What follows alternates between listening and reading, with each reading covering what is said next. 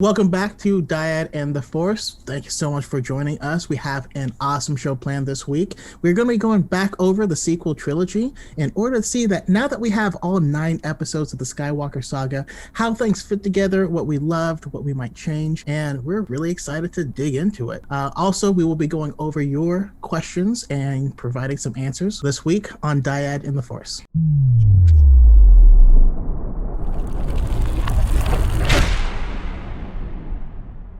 What's up, everybody? Welcome back to another episode of Dyad in the Force. I am your host, Element 7.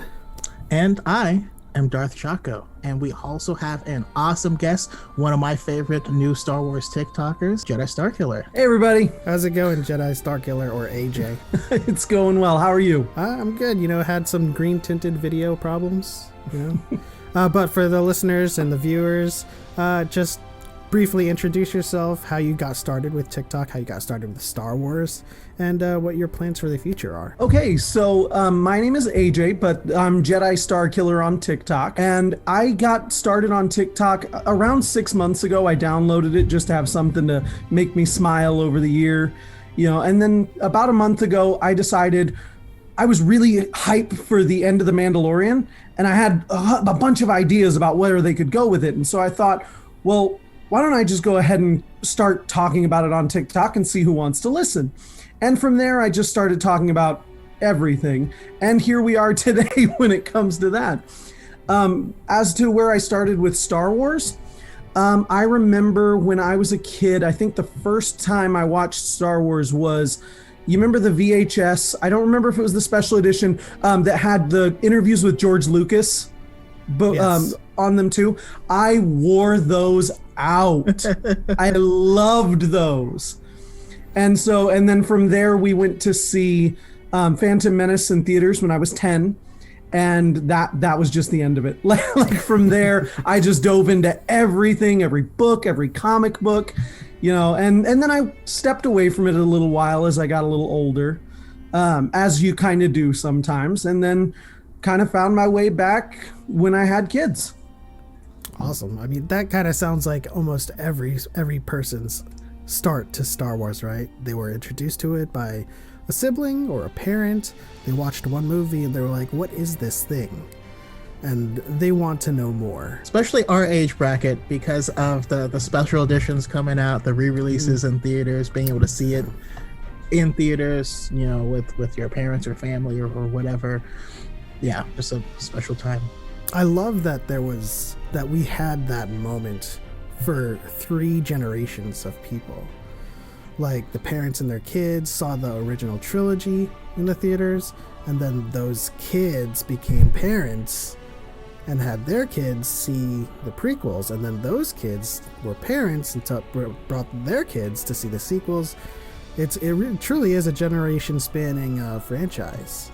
Not only that, but with the like we said, the special editions going in between and the Clone Wars in between, we even it's even picking up the crumbs too. Absolutely. I do want to say, have you read any of the Thrawn books at all? I read the old Thrawn stuff, and I read the first Timothy Zahn one, and I was gonna start Alliances and got distracted by a bunch of other stuff, but I'm really excited to read it. You should. I mean, I finished Alliances and I'm about halfway through Treason. And Treason is so good. I love Treason so much. It really is. And I don't want to spoil anything for you if you do plan to finish the whole trilogy. It's just like, what can I say without spoiling it? He's back, and it's like, it's like this nostalgia. Even though I'm like blitzing through these books, it's not a feeling of nostalgia, but it's a feeling of like everything is right with the world, and there's so much lore too. Yeah. I know I've been meaning to get through the rest of those books, but then now with the High Republic coming up, I originally with the High Republic was like, I'm going to go in blind. I was like, I'm not going to look at anything before we start. And then about a week and a half ago, I went, okay, I can't do this. And I downloaded the little like 7-chapter thing and just started devouring stuff. And I was like, I'm so excited. Yeah. And then, you know, I'm trying to blitz through it too because the Light of the Jedi is coming out on Tuesday. Mm-hmm. And we are going to do a huge blitzkrieg on that book. And next week's episode of Dyad and the Force is going to be strictly Light of the Jedi. And man, I'm just so pumped to get into the High Republic era. This is our first new Star Wars that's away from the Skywalker family and their story, even though it might have some subtle connections here and there. But we will get to it later on in this episode. We'll talk about some new stuff that came out of the High Republic, an infographic that shows us just how big this era is. Of course, we'll get there. But let's get to our first topic, which is the Sequel Trilogy Redux. You know, this is probably the case for all of Star Wars. People consume the first movie in a trilogy. They have questions. They're like, how did this happen? What's going on over here? Who is this guy?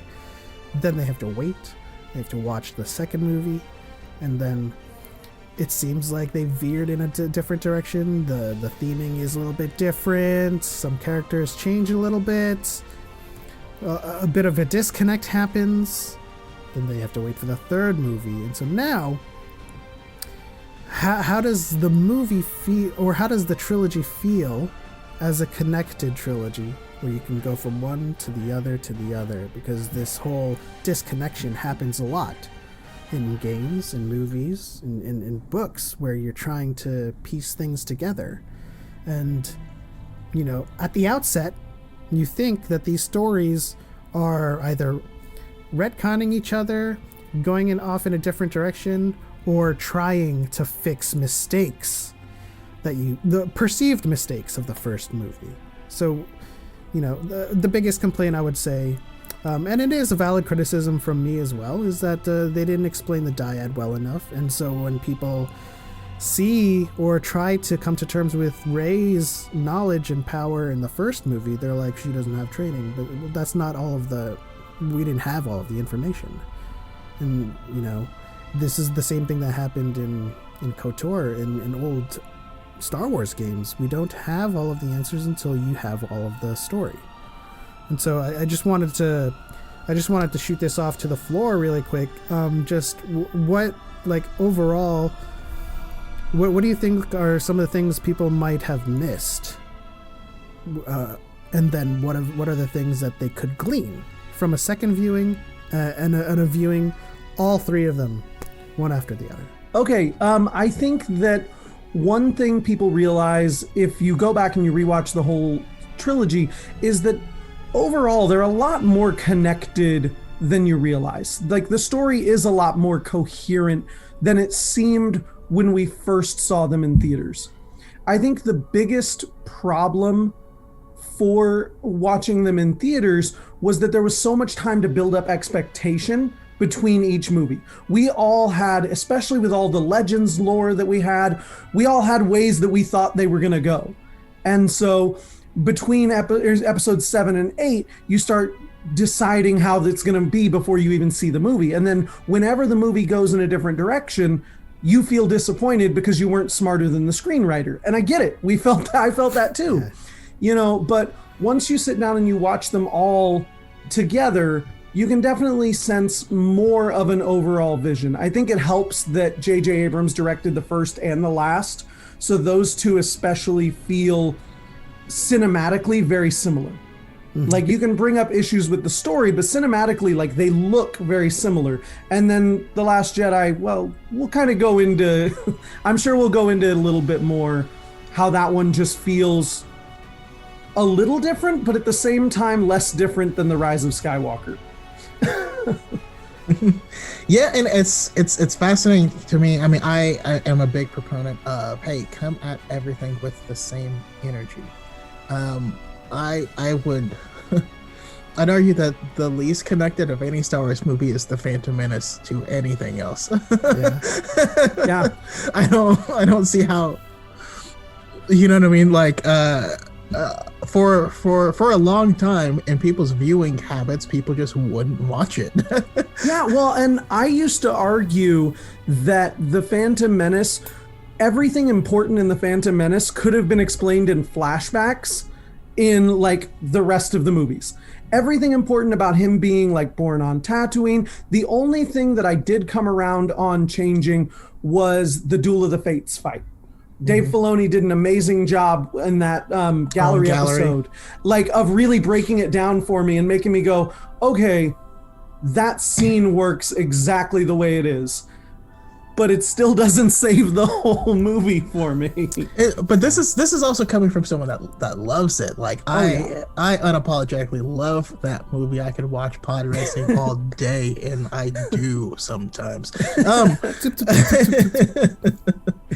But that being said, yeah, especially with this with the sequel trilogy, I always use the analogy of, you know, if it's a hot day and you pick up a cup and you think it's water and you take a drink and it turns out it's Sprite, you're gonna spit it out of your mouth because you weren't expecting Sprite. Does that mean you hate Sprite? No. Does that mean Sprite's not bad? No. I love Sprite. I might be a contrarian because I might actually just drink it and be like, Sprite.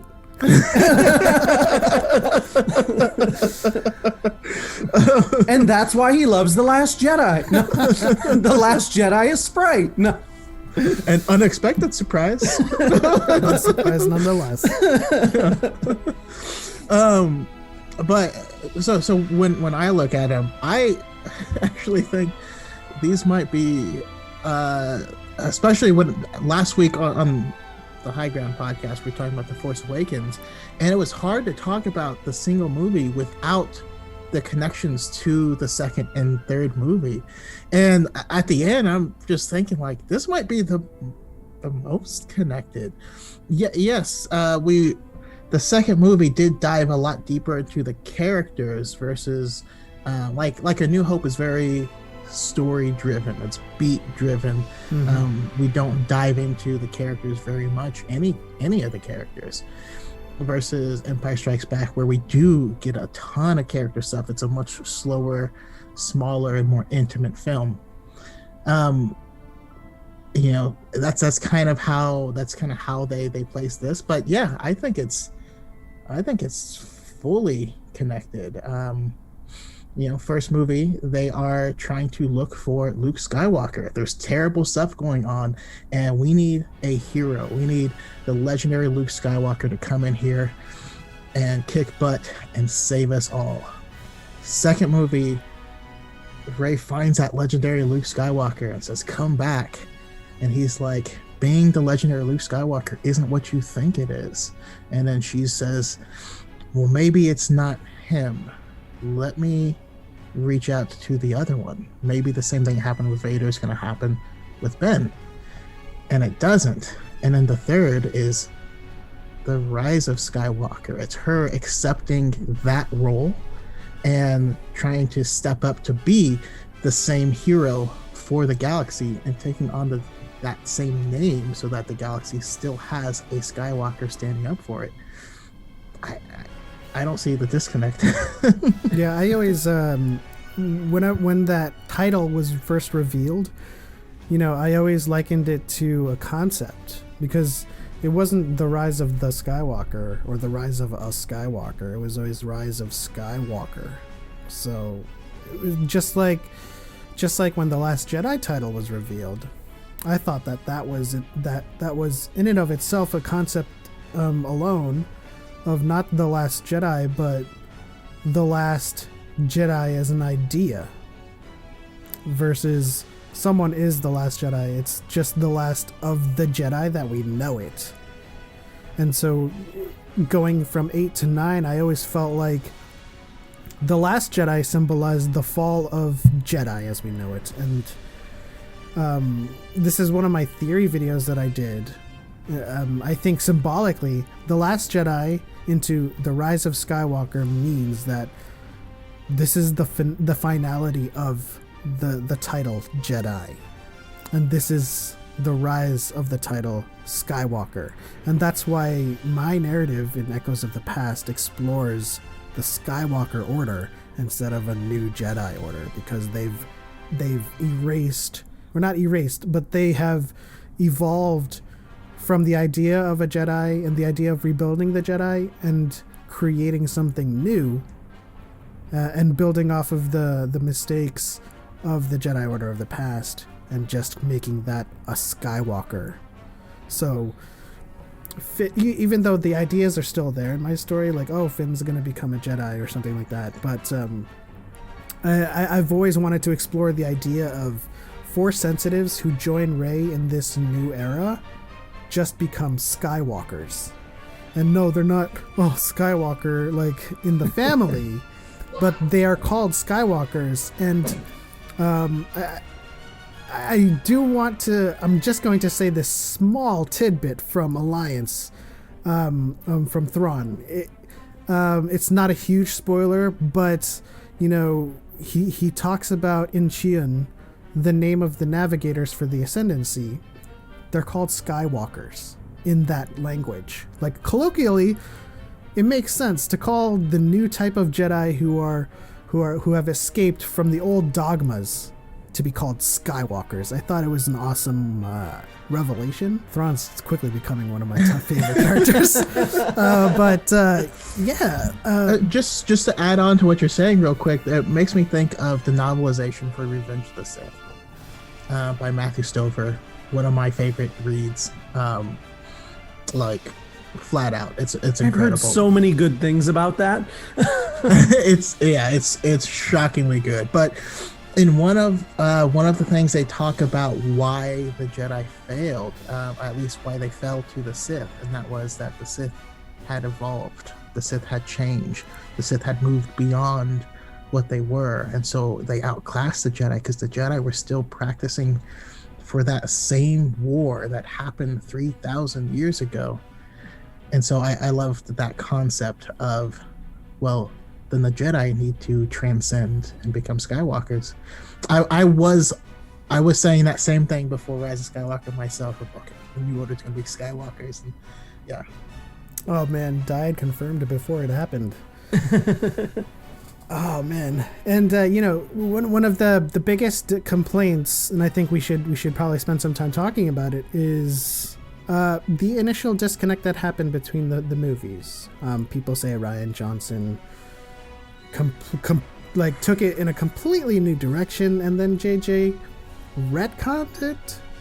You know, and I want to get your guys' thoughts on how the story actually connects, because, you know, like the biggest example, and I'll let you guys elaborate further, the biggest example being that they retconned Luke's arc in The Last Jedi because he came back and, you know, oh, a Jedi's weapon deserves more respect, and he's taking subtle jabs at The Last Jedi and Rian Johnson.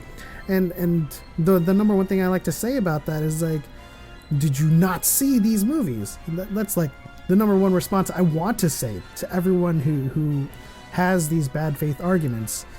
Listen, he, at the very end of his arc, he is learning again. He has this moment with Yoda, which harkens back to Empire Strikes Back, which is so beautiful. Always to the horizon, never in front of your nose. And he learned his lesson.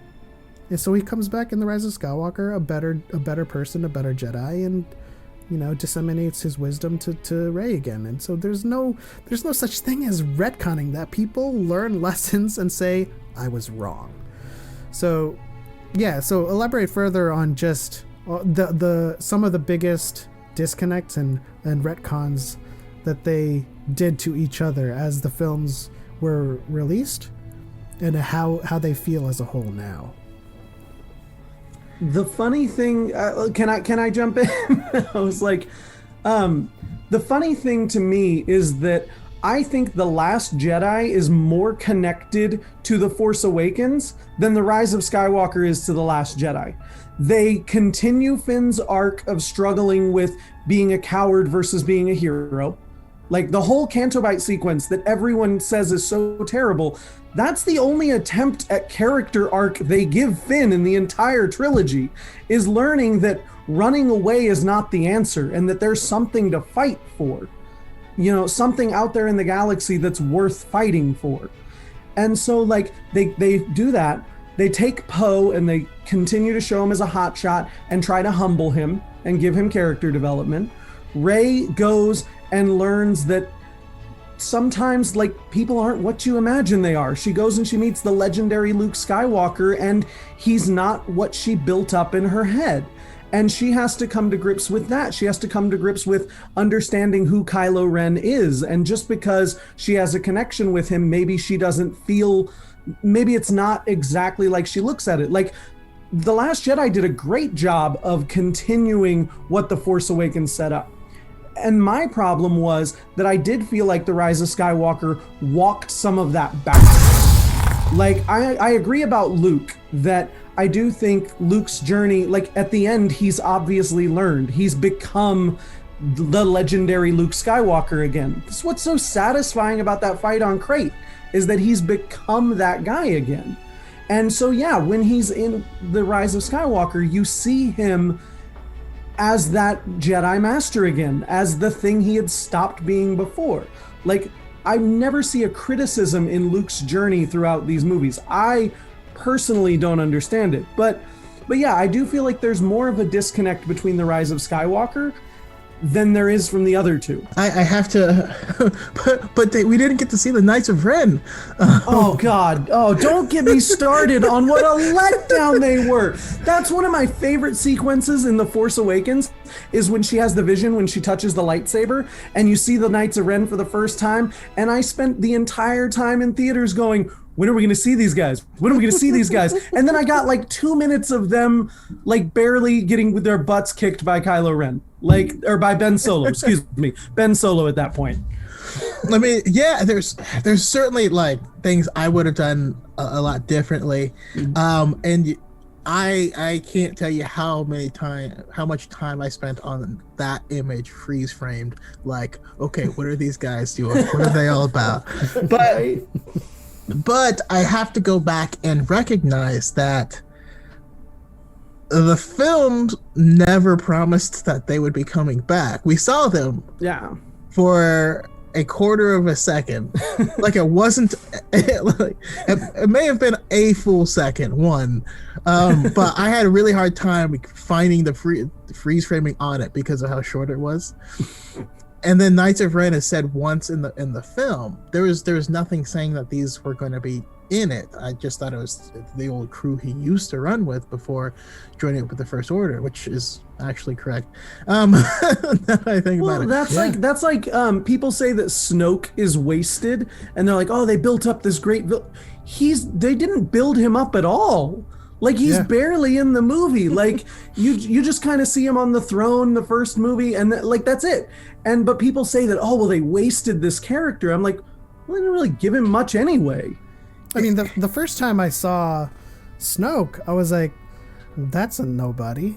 There's got to be somebody behind him, right? You know, like, I think one of my favorite responses to this particular jab at the sequels is like, listen, there's absolutely no way in a 9-movie saga that it wasn't Thanos the entire time.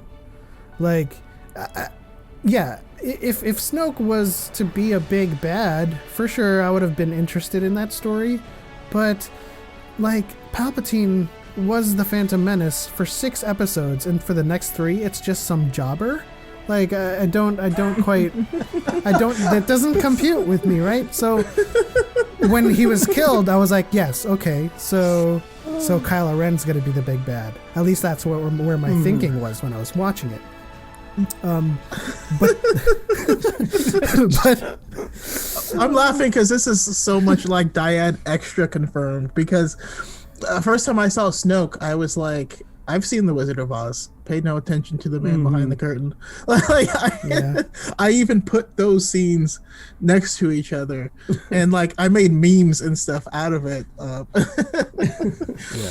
And like we definitely introduced him knowing that well, at least I felt, he is the vehicle for understanding and our framing our main characters, framing Kylo Ren.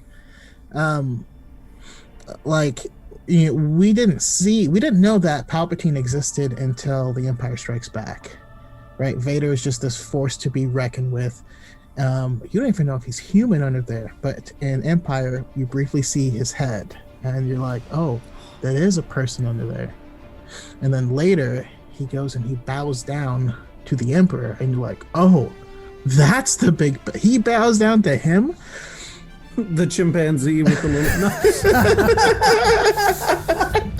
If you know, you know. Oh, but no, and that's what I thought. Now, I what I've learned is, I guess I saw this backwards from a lot of people, but I thought that the similarities between The Force Awakens and A New Hope were intended to highlight the differences between the characters. You look at those movies side to side, and having Rey have a similar backstory as Luke, or coming from a desert planet, he wants to go off and experience the galaxy, but is held back by his family. She has no one, but doesn't want to leave because she's waiting for her family. You have Han, who's his hotshot pilot, but he doesn't want to join any cause. And you start out with Poe, who's just itching to die for the cause. Like, just put me in, coach. and then we have Kylo Ren, who, he is not Vader. And this very first movie was intended to show he wants to be. When you first see him, he's this badass and all this stuff. But partway through the movie, we see him bowing down to a bigger bad. We see that he doesn't have the same level of control. We see that he fears not living up to Vader's legacy. He talks to the mask, basically says that. Rey looks in his mind. She says that. And then the fight, like, he was never intended to be the next Vader. He's trying to be. And the similarities between the films, I saw it as they were meant to highlight the differences, but it feels like a lot of people saw those, tried to do one-to-one ratios, and then would get upset when the character didn't match up later on with those preconceived thoughts. And I think that it's doubly worse for this trilogy because people didn't just compare them to the original movies. The hardcore fans compared them to the EU characters as well. And like, the fact is that no matter how badly we wanted it, Kylo Ren will never be Darth Caedus. Period. Like, as bad as, like, and as much as The Last Jedi looked like that's what it was setting up for us, like he just won't be. But everybody went in with these combined expectations of either comparing them to old characters or comparing them to these Legends characters, that you're right, they never gave these characters a shot for what they were themselves. No, but the connections, Luke specifically, whenever people talk negatively about The Last Jedi, they really, really, really focus on Luke at the beginning of that film. Luke had an arc throughout that film. And at the end of the arc, he realized he was wrong and stepped up to the plate. So yeah, in the next movie, they didn't walk back his progression. He started from where he left off in the last movie. But if all you think about is the very first part, then it's going to seem like a disconnect, even though it's really not. I will say that I do feel that The Rise of Skywalker is more disconnected than any of the others in this trilogy. And I feel like they tried to please the people that were hating on it, and which is sad because those people were never going to like it to begin with. Yeah, but I wholeheartedly agree with that. The Rise of Skywalker had so much potential, and they cut out a lot of parts that would have made it better. I don't know in what way, exponentially or fractionally. But I feel like the introduction was cut out. Like, we needed that to contextualize the whole movie. Yeah, if we had seen the Eye of Webbishbog or Rey building her lightsaber, it's just it's sad to think that they work so hard to subvert expectations that when you release a movie that is a complete capitulation to the backlash, I'm just like, it could have been so much better. I mean, in a way, they kind of did the subverting expectations thing again, because they set up so much in The Last Jedi that, like, they leaned very hard into the Rey is a nobody, and then were very quick. It's not the fact that they changed her to a Palpatine. Like, you can argue about how that decision was made, but it's the fact that it's very quick. It's like just a quick kind of dialogue where, oh, by the way, I was just kidding when I said it was nobody. It's actually Palpatine. Like, that wasn't handled well. And yeah, like, but they kind of walked that stuff the way they did. I lost track of what I was saying. I got distracted by my uncomfortableness with the way that they just sort of flippantly changed things. Like, there was no explanation. Like, everybody just accepted that Palpatine was back with zero hesitation. Like, the movie goes, yeah. Hey, there was the opening crawl says there was a message that had Palpatine's voice. And then next thing you know, we just see this Palpatine talking to Kylo Ren on Exegol. And then everybody's the rebels or the resistance is all talking, and they're like, oh, Palpatine's alive. And it's never a question. No one's like, wait, what happened?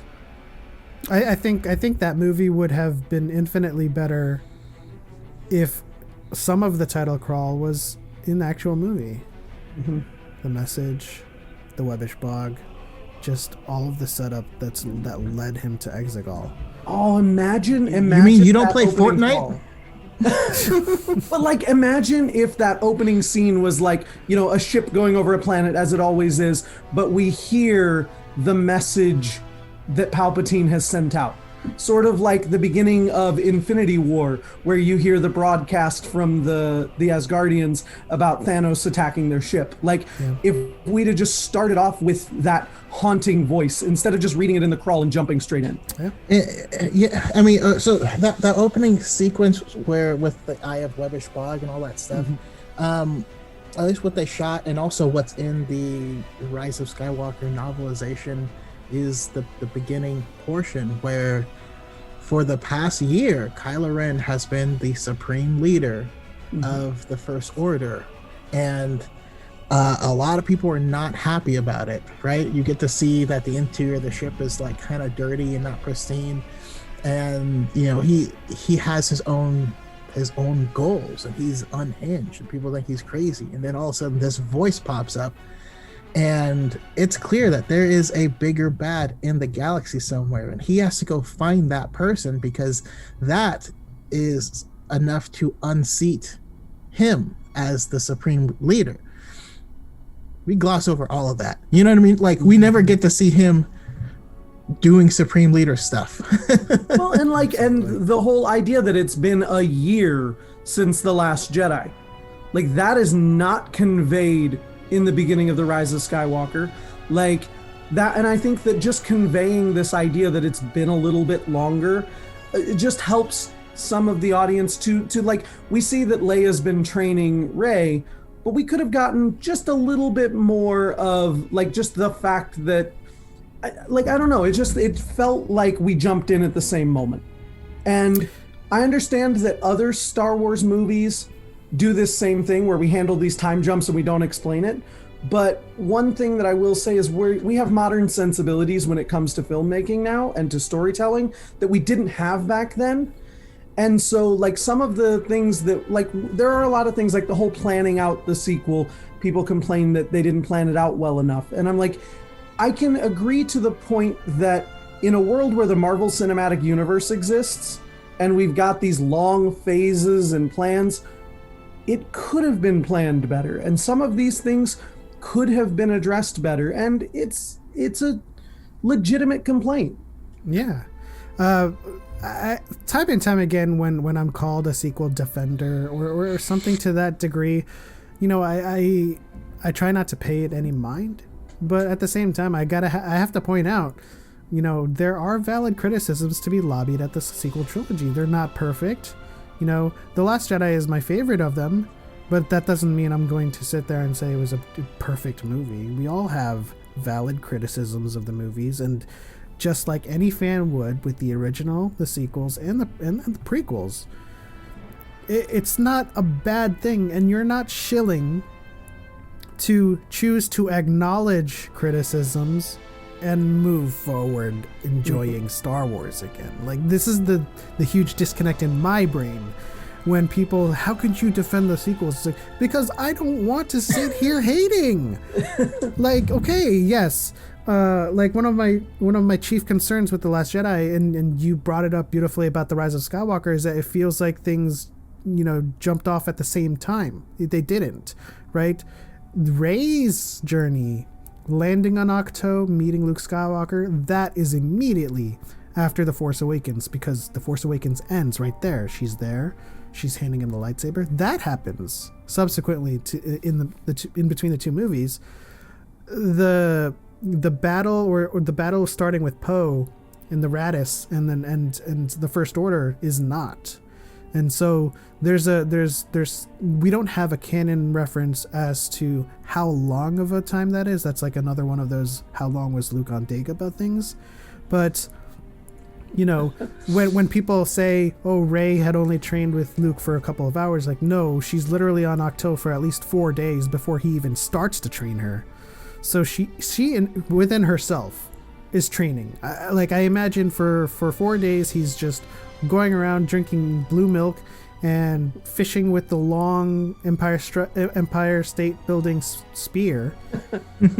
And she's just... Which is referenced in the Legends of Luke Skywalker. But... Oh, and before anybody jumps down our throats, because they will, it's green milk on Ahch-To. Right. We got to get that canonically correct. Right, because, they'll find it. Yeah. But yeah, I just imagine her for a couple of days training by herself, right? She's already been opened up to this pathway with this concept with Maz Kanata's words. And she had already peered into Kylo Ren's mind. Everything, like the floodgates are opened, as they say in the novelization. She just needs to understand it. And then people draw these comparisons between Luke and Rey, and if they had trained, like one had Yoda and the other is just Luke, like there's no difference. Well, there is one huge difference. Luke was skeptical. He was not willing to believe, and he fought Yoda day in and day out on everything he was trying to teach him. And he's like, I don't know what is the use of this? What are we even doing here? We're wasting our time. And Rey, she comes in like an infantile, an infant willing to learn everything there is to know about everything she's interested in. She peered into Kylo's mind and saw all of these things that he's able to do. And then Han's like, it's real. The Force, everything, it's all real. And she has some of this stuff within her. So, like, literally, like the first moment that I see her eagerness is when she's like reaching out and then she feels the grass and she's like, I feel it. Like, she's literally just so willing, an open book. And that's the difference between her and Luke. And so it's not a leap for me to think that her training from a week to maybe a few weeks with Luke is able to be as powerful as she is, because her door is wide open. That's a really good point. I like that a lot. Sorry. I never thought about it that way. That difference of Luke was constantly skeptical in the original trilogy. I can't do this. Like, he was whining and he couldn't do it and he didn't understand how it worked. And you're right. She goes in completely eager. She wants to do it and she starts working at it on her own. Like, you're right. It makes sense that openness would translate to her receiving the information better than, I can't believe this. Yeah. And another big part of their training is, what were they training? What were they learning? On the Millennium Falcon, Obi-Wan didn't teach Luke how to deflect blaster bolts. He taught him how to trust his instincts and how to listen to the Force. that's the lesson, is how to trust your instincts, how to focus, how to listen to the Force, how to concentrate. Luke goes to train with Yoda, right? Remember when he drops Yoda? Yoda goes, concentrate, as he falls to the ground. He wasn't concentrating. He wasn't focused. He wasn't paying attention. His eyes were never, where he was going. And that's just horizon. And that's been a constant thing. So it's not, you have to train to do these techniques. You're training to be open to the Force and able to listen to it and able to hear it. That's how Rey found the lightsaber to begin with. The Force was whispering to her. She was able to hear it. But another thing that I point to as well is in The Last Jedi, we see Rey training with a staff, right?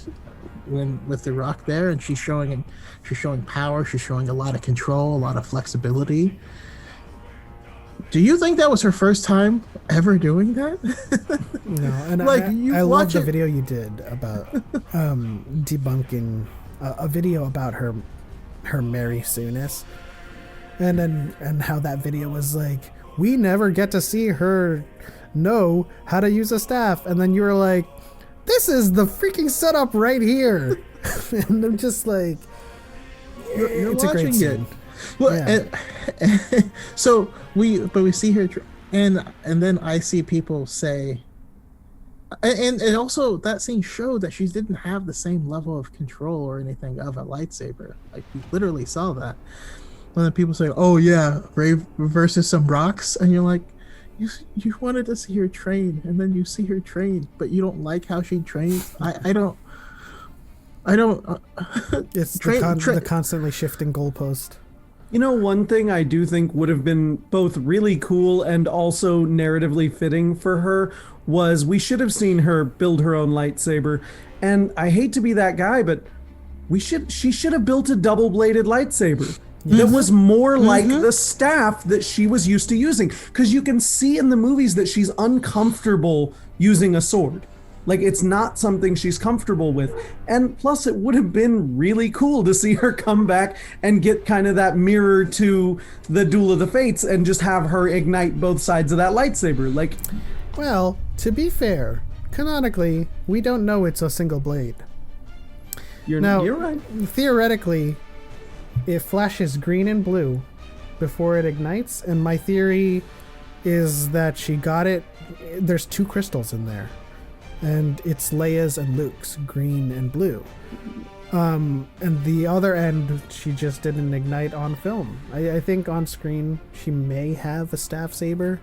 She's definitely gonna have one in my book, but we don't know canonically if it was in fact a single blade. But the 2 shifting crystals on ignition just kind of made me think there's 2 crystals, and you need 2 crystals for a staff saber. Yeah. Question for you guys though, because something that AJ brought up is there are certain things that should have been added, although they were not in the previous films, but it's because we have modern sensibilities. Where do we draw the line with modern sensibilities? Like, for instance, I love The Last Jedi. It's my favorite of the trilogy. I thought some of the humor should have been dialed down. I hate watching BB-8 jam his face into the inside of the X-Wing because it's leaking electricity. What does that even mean? I don't understand that scene at all. But he fixes it by just jamming his face in. Oh, so, the hell? But where does this mean? Where do we draw the line of updating things for modern sensibilities, or should we be comparing it to the old one? Should we not be comparing it to the old one? How do we decide that? It's definitely a balancing act, I love what Filoni said about humor in Star Wars is they inject levity to add to the greater peril of the situation that they're in, or to give depth to the peril that they're in. And so, like, no matter what we're watching, sequels, prequels, originals, Clone Wars, Rebels, Resistance, anything, Mandalorian, there's humor in there to give a greater depth of peril. And like I said, it's a balancing act because you do need to kind of reel it in. It's definitely not going to be on MCU levels humor. This is the bane of all writers. You really have to just use your better judgment if there exists a better judgment. You know, and I love The Last Jedi too. It's my favorite of the sequel trilogy too. But one criticism I think that's valid of it is that we lobby around a lot the idea that Star Wars is for kids, because that's what George said. You know, there's a good guy, there's a bad guy, the good guy wins. Like, it's a very simple story. I will say that I think The Last Jedi was almost too cerebral for the concept of the trilogy as it was. Like, it was very adult. Like, some of the themes were very hard to grasp. Like, you don't understand Luke's journey when you're a kid.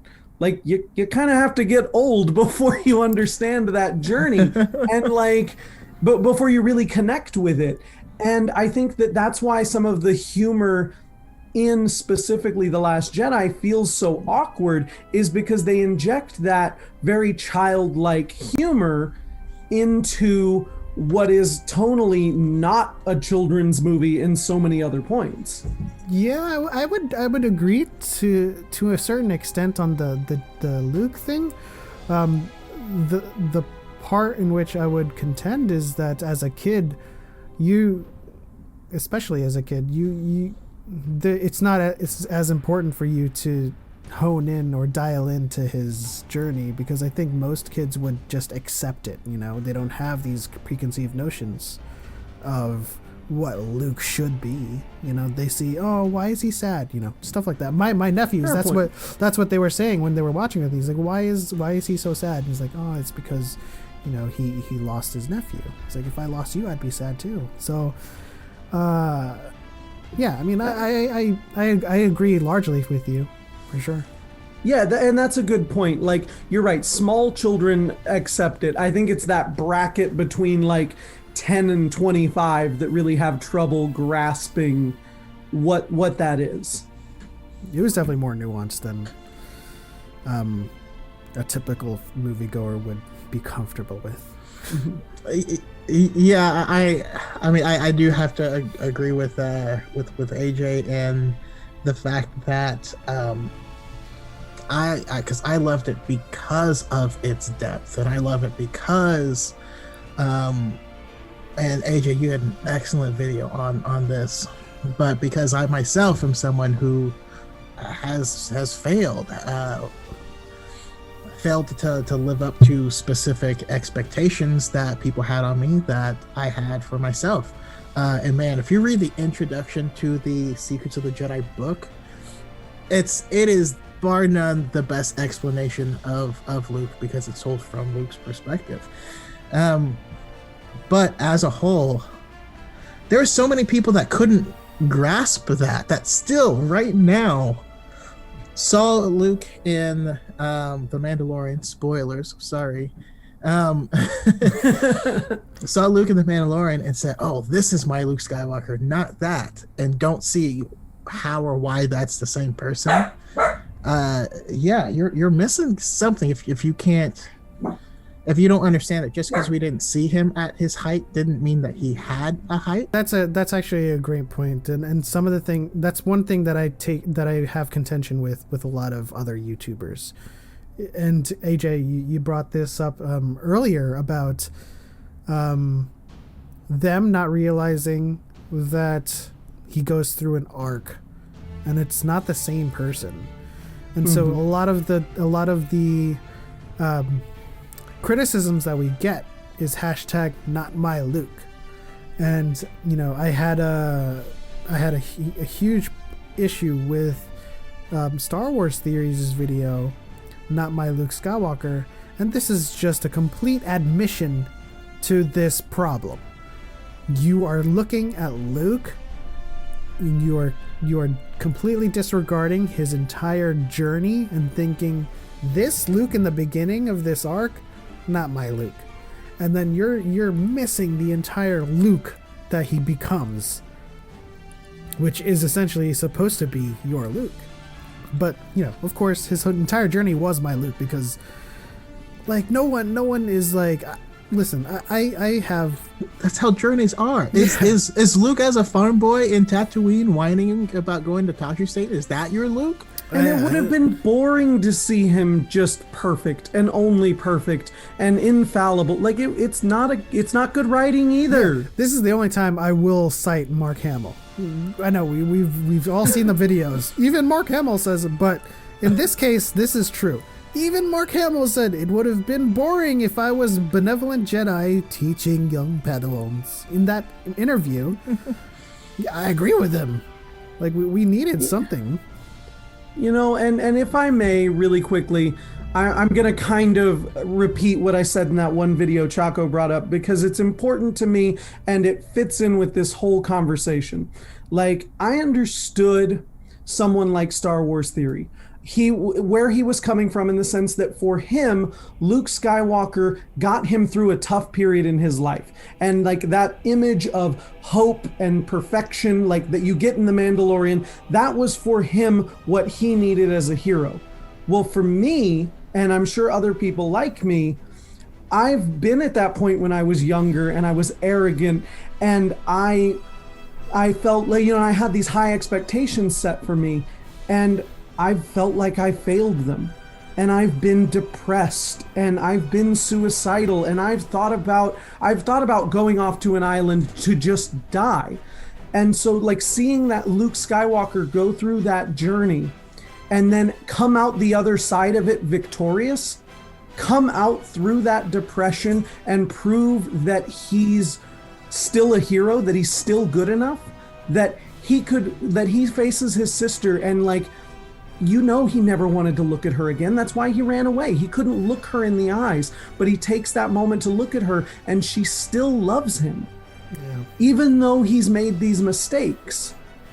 And like, for me, that journey was so much more important and so much more emotional than just getting Grandmaster Luke. And that's not to say that Grandmaster Luke isn't hugely important for people and that they don't deserve to see that too. And maybe we'll see that going forward with like these Mandalorian series. But representation of all kinds matters. And this story meant something to me. And so when people attack it and they're like, that's not my Luke, it does hurt because for me, that's the Luke Skywalker I needed to get through what happened in my life. Yeah. Yeah. I spent a lot of time trying to go through and find out as much as I could on what was originally planned from George Lucas's treatment of the sequel trilogy. And can we talk about how it was going to be worse? He wanted Luke to be Colonel Kurtz. He wanted Luke to be Marlon Brando in Apocalypse Now. That's what his goal was, which would be so much worse. Can we just agree that like George Lucas's best writing comes when it's paired with other people and not on his own? Like specifically Kasdan. Kasdan, but even his wife threw out a lot of great stuff that ended up in A New Hope. Yeah. Like George is a great visionary, a great idea man, but when it comes to like breaking it down beat for beat, we get like the Phantom Menace, which I love, but there's no antagonist or protagonist in that movie because George doesn't know how to tell that part. He's just like, oh, wouldn't it be cool if like Qui-Gon Jinn fights with Darth Maul over the soul of Anakin Skywalker? Like, but he doesn't fill in everything else. He just has these really cool moments. I will agree a little bit. I mean, it does feel literally like an episode 1. Mm-hmm. But that's like a book or a TV show episode 1. Yeah. A movie. Yeah, and like, but comparing it to like even Revenge of the Sith in the same trilogy, like you can sit down and watch Revenge of the Sith from beginning to end and follow the narrative, know who the good guys are, who the bad guys are. Like it did a pretty good job of setting that stuff out. And the Phantom Menace, while it introduces us to this really cool world that is the prequels, it doesn't really do anything except do the rest of the stuff. Keep making chocolate. It's funny because like I've never considered it like that because I've just been like so along for the journey, but like you break it down and it's actually melting my brain a little bit. And like that's why A New Hope is so great, is because it's a standalone movie, and if we never got any other Star Wars, it would still have been pretty close to perfect just the way it was, as opposed to The Phantom Menace, which is the literal opposite side of the spectrum, where it cannot exist on its own. It has to exist as part of a whole. Yeah. But we're not talking about The Phantom Menace. No, but now I want to do a specific Phantom Menace episode. But yeah, in George Lucas's original treatment, and he was working with other screenwriters and stuff like that, and so that's how we have the information, because these screenwriters have come open talking about it, and the concept artists as well have released some of their concept art and let people know. And one of the big things that they talk about is what they call the Luke problem. Mm-hmm. It's called the Luke problem because anytime Luke shows up, you're just like, oh, what's this guy doing? I want to follow that guy. And and I even see people like, oh, we should have had Heir to the Empire be the sequel trilogy. But you're like, no, that's just, the prequel trilogy was the previous generation. The sequel trilogy is the next generation. Mm-hmm. And I think that they did a beautiful job of giving us a full Luke Skywalker arc, but they never made him the main character. He never overshadowed Rey. He didn't take over their story. He had a full arc that was beautifully represented. But it's not like, if he was just out there kicking ass, there'd be no plot to, there would be no movie. Yeah, if he literally faced down the First Order with his laser sword. But that's what makes it so great when he does. When he does finally at the end do that. Like, it's earned. Yeah, and I also take issue with people wanting him to do such things when, I know a lot of people have different interpretations of what being a badass Jedi is, but like realistically, if he's going to be a Jedi, he's going to do exactly what he did in The Last Jedi. He's going to be non-violent. He literally saved the day without spilling any blood or cutting anybody with his lightsaber. It was also the most powerful feat we've ever had in Star Wars, barring Legends. Yeah, I mean, I like how you add barring Legends, because he didn't just open up the wormhole. No. You're like, what? He didn't merge with the Force and turn into a Super Saiyan. What, you didn't want to see that in the movie? I was ready to. I said this in Chaco's podcast about Luke Skywalker. My mind wasn't on projection. The lightsaber went through him, and my first thought, hot take, he's this powerful. He is absorbing this lightsaber right now. His body is just eating it. And I was ready for oneness with the Force right there.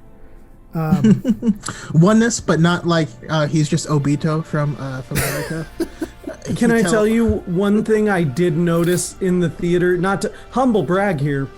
One thing that I noticed that made the whole Force projection thing for me was if you watch their feet during the fight on Crate, he leaves no footprints. And like I saw that and I was like, why is he not leaving any footprints? And then it's perfectly explained at the Force projection thing. But like, yeah, that was my like, I thought he was just that smooth. that works too. I like it. Could you imagine like a minuscule technique called Force hover, where you're not on the ground, but you're on the ground? But where did he learn to do that? We never saw him learn that, or the Jedi texts. Would it be Force hover or would it be Force Heelys? Because I feel like that's what you're describing. No. By the way, the concept of oneness that he achieves, in my mind, it's like when you're playing Smash Brothers and someone does Sonic's ult and you turn into Supersonic and just kind of like fly around and hit people. That's what I picture when this is just Sonic's ult on Super Smash Brothers. You heard it here first. Brilliant. But of course, as we discuss and get to the end of the Sequel Trilogy Redux, just with all of these connections, just one or two things that I know we all have a laundry list of things we would change with the sequels. They're not a perfect beast, and they're not a perfect storm. Let's get that right. Let's get that out of the way right now. We enjoy the sequels, but that doesn't mean we're just like mindlessly in love. So one or two things that you would change with the entire sequels. So like I'll just get mine out of the way because they're pretty short, and I'd love you guys to elaborate further if you can. Definitely I would add a moment in The Force Awakens after the interrogation where Rey is sort of kind of looking at her hands and just kind of what is this? Because like right after the interrogation we know now that she had peered into Kylo's mind and had learned about his command of the Force. And so she's kind of like putting two and two together. Like we get her trial and error with the... You can have her snap. Yeah. Sorry. No, it's just we do see her go through a trial and error with the mind trick. But I thought, at least for people with modern sensibilities, would have been able to put two and two together if she had, right after the interrogation, he had stormed off and gone on his tantrum, looking at her hands, and she's exploring things, right? She's maybe sees a couple of objects on the wall and she starts to maybe rattle them a little bit. She's exploring all of this new information that she just got from Kylo Ren. And so maybe the audience at that point will just be like, oh, is she starting to grasp something now? She was awoken with the lightsaber and she just learned that the Force is real, and she just had this catalytic interrogation. I think it would have been important to point that out. And then in The Last Jedi, I would have loved Finn to meet Temiri Blagg. One of the children who was Force sensitive, and kind of plant the seed there. That's what I would have done, and kind of shortened it a little bit, even though it's already short, that sequence. But having Finn have that interaction with a Force sensitive, and kind of show something there that we don't get in the form of Rey, I have to tell you something, throughout the entire movie. So, a couple changes. What are you guys' thoughts? I like him. I mean, I think that Finn being Force sensitive was actually pretty clearly telegraphed throughout the whole series. Mm-hmm. Yeah, but that's a whole side topic. And oh man, because Gorilla Coffee pointed out that was her or Raya the Wolf pointed out that even in The Force Awakens, when Hosnian Prime blows up, he senses it and he's the one that looks. No one else in the whole scene notices, reacts, or anything, but he does. But yeah, for some of my changes, here's the big one. Everything in the story can be the exact same, except I would have had Ben be the one that drops off Rey. Like a young Ben after the destruction, but he's always known that he has this connection to this little girl. Doesn't know why. It hasn't been explored. He really hasn't talked about it with Luke or anything like that. And there's all this chaos and stuff. He's not the one that actually destroyed the temple, but I could see him taking her with him. And since she's the other half of the same coin, doesn't want anything bad to happen to her, drops her off somewhere. It's like, just live or whatever, before continuing on to his journey. Everything else can be the exact same. They could have got her to the temple from nobodies that turned out to be Palpatine's Strand cast non-Force sensitive son and all that, yada yada yada. All that could stay exactly the same, but this would give us where in The Force Awakens he's like the girl like he knows something is up the whole time, knows that there's some connection, but if with just that, and that's mostly changed just to make people shut up, but I feel like it would shut everyone up with just that one little change. The other change is Rise of Skywalker. There's too much going on. So the movie felt rushed to me, but it wasn't rushed. It's that they were always running to do something. I need the trinket to get to the Kajigger, to get to the to find the McClunky, and then you get to the end of all this, and then you get to the prize, and then Kylo Ren destroys it, and you're like, no, we've been here for an hour and a half. And I feel like it's a J.J. Abrams thing, and it's very common in all of his movies, is that anytime there is going to be like a connection, or people are going to talk and get to the next level of their relationship, or someone runs in and they're like, we gotta go. Like, it's all J.J. movies. Yeah. It gets interrupted by a weird action piece. We could have taken out one of those planets, just one.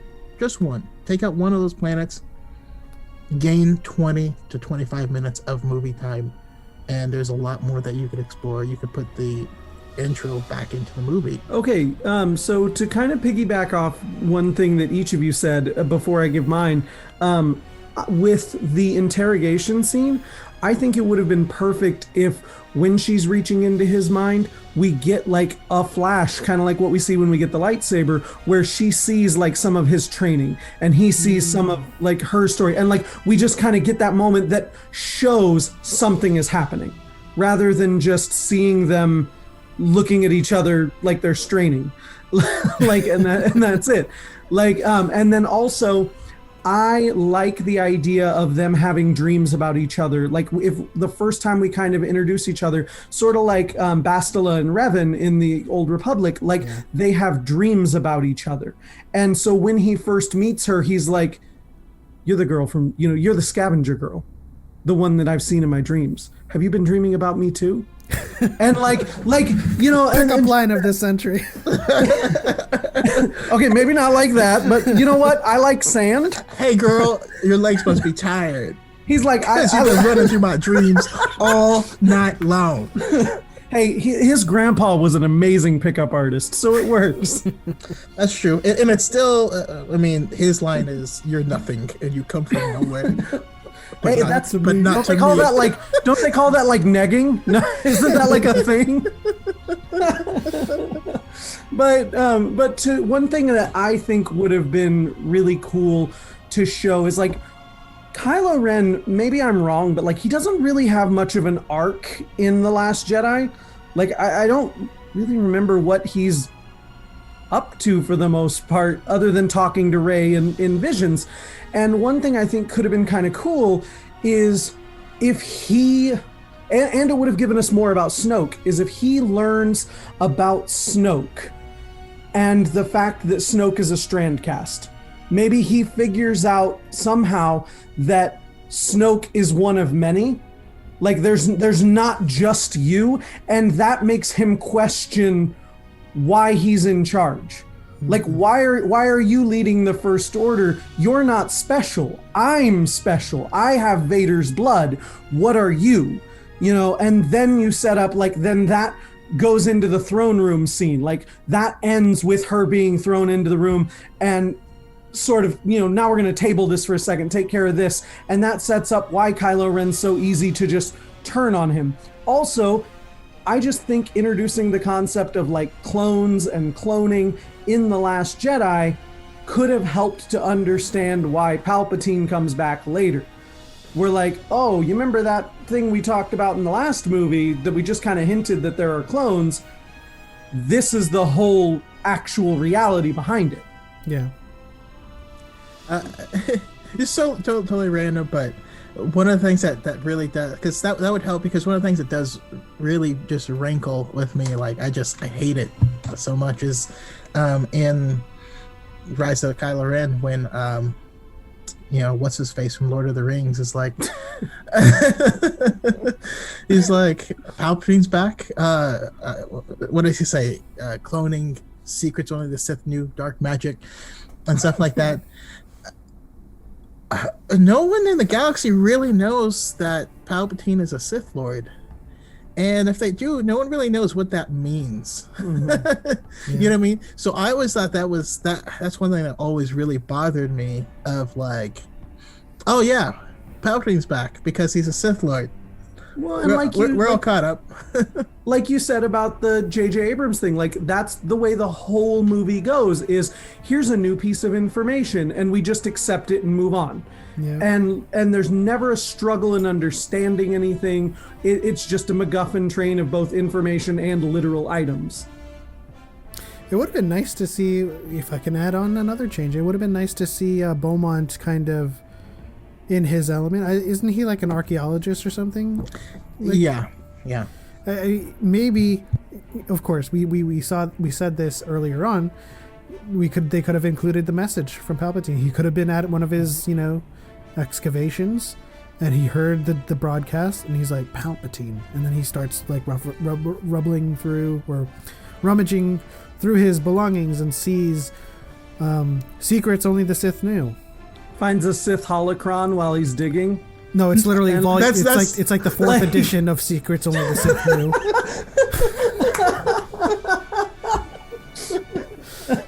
by Penguin Random House. My story written by Sheev Palpatine.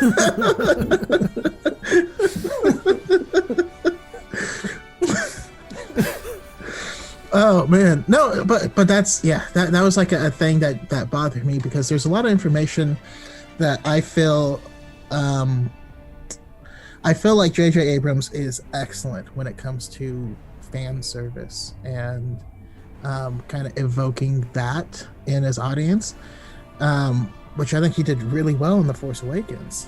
But this was a thing that he did throughout Star Trek as well, where there are parts that are meant for the audience who knows something, and not for the characters in the story who don't know any of this that's going on.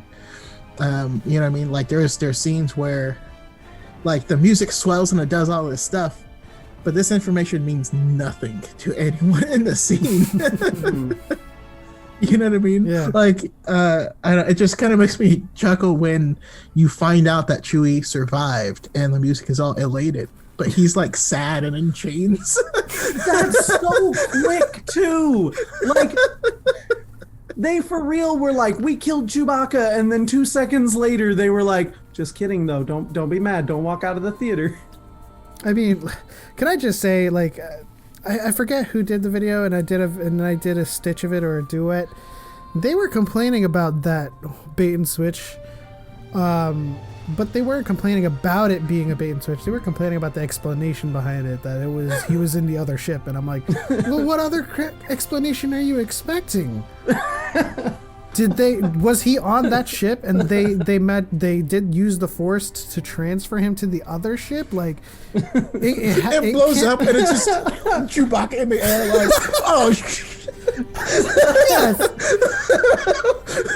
I'm trying to, like, sometimes these complaints just drive me up the wall. I don't know what you expect instead.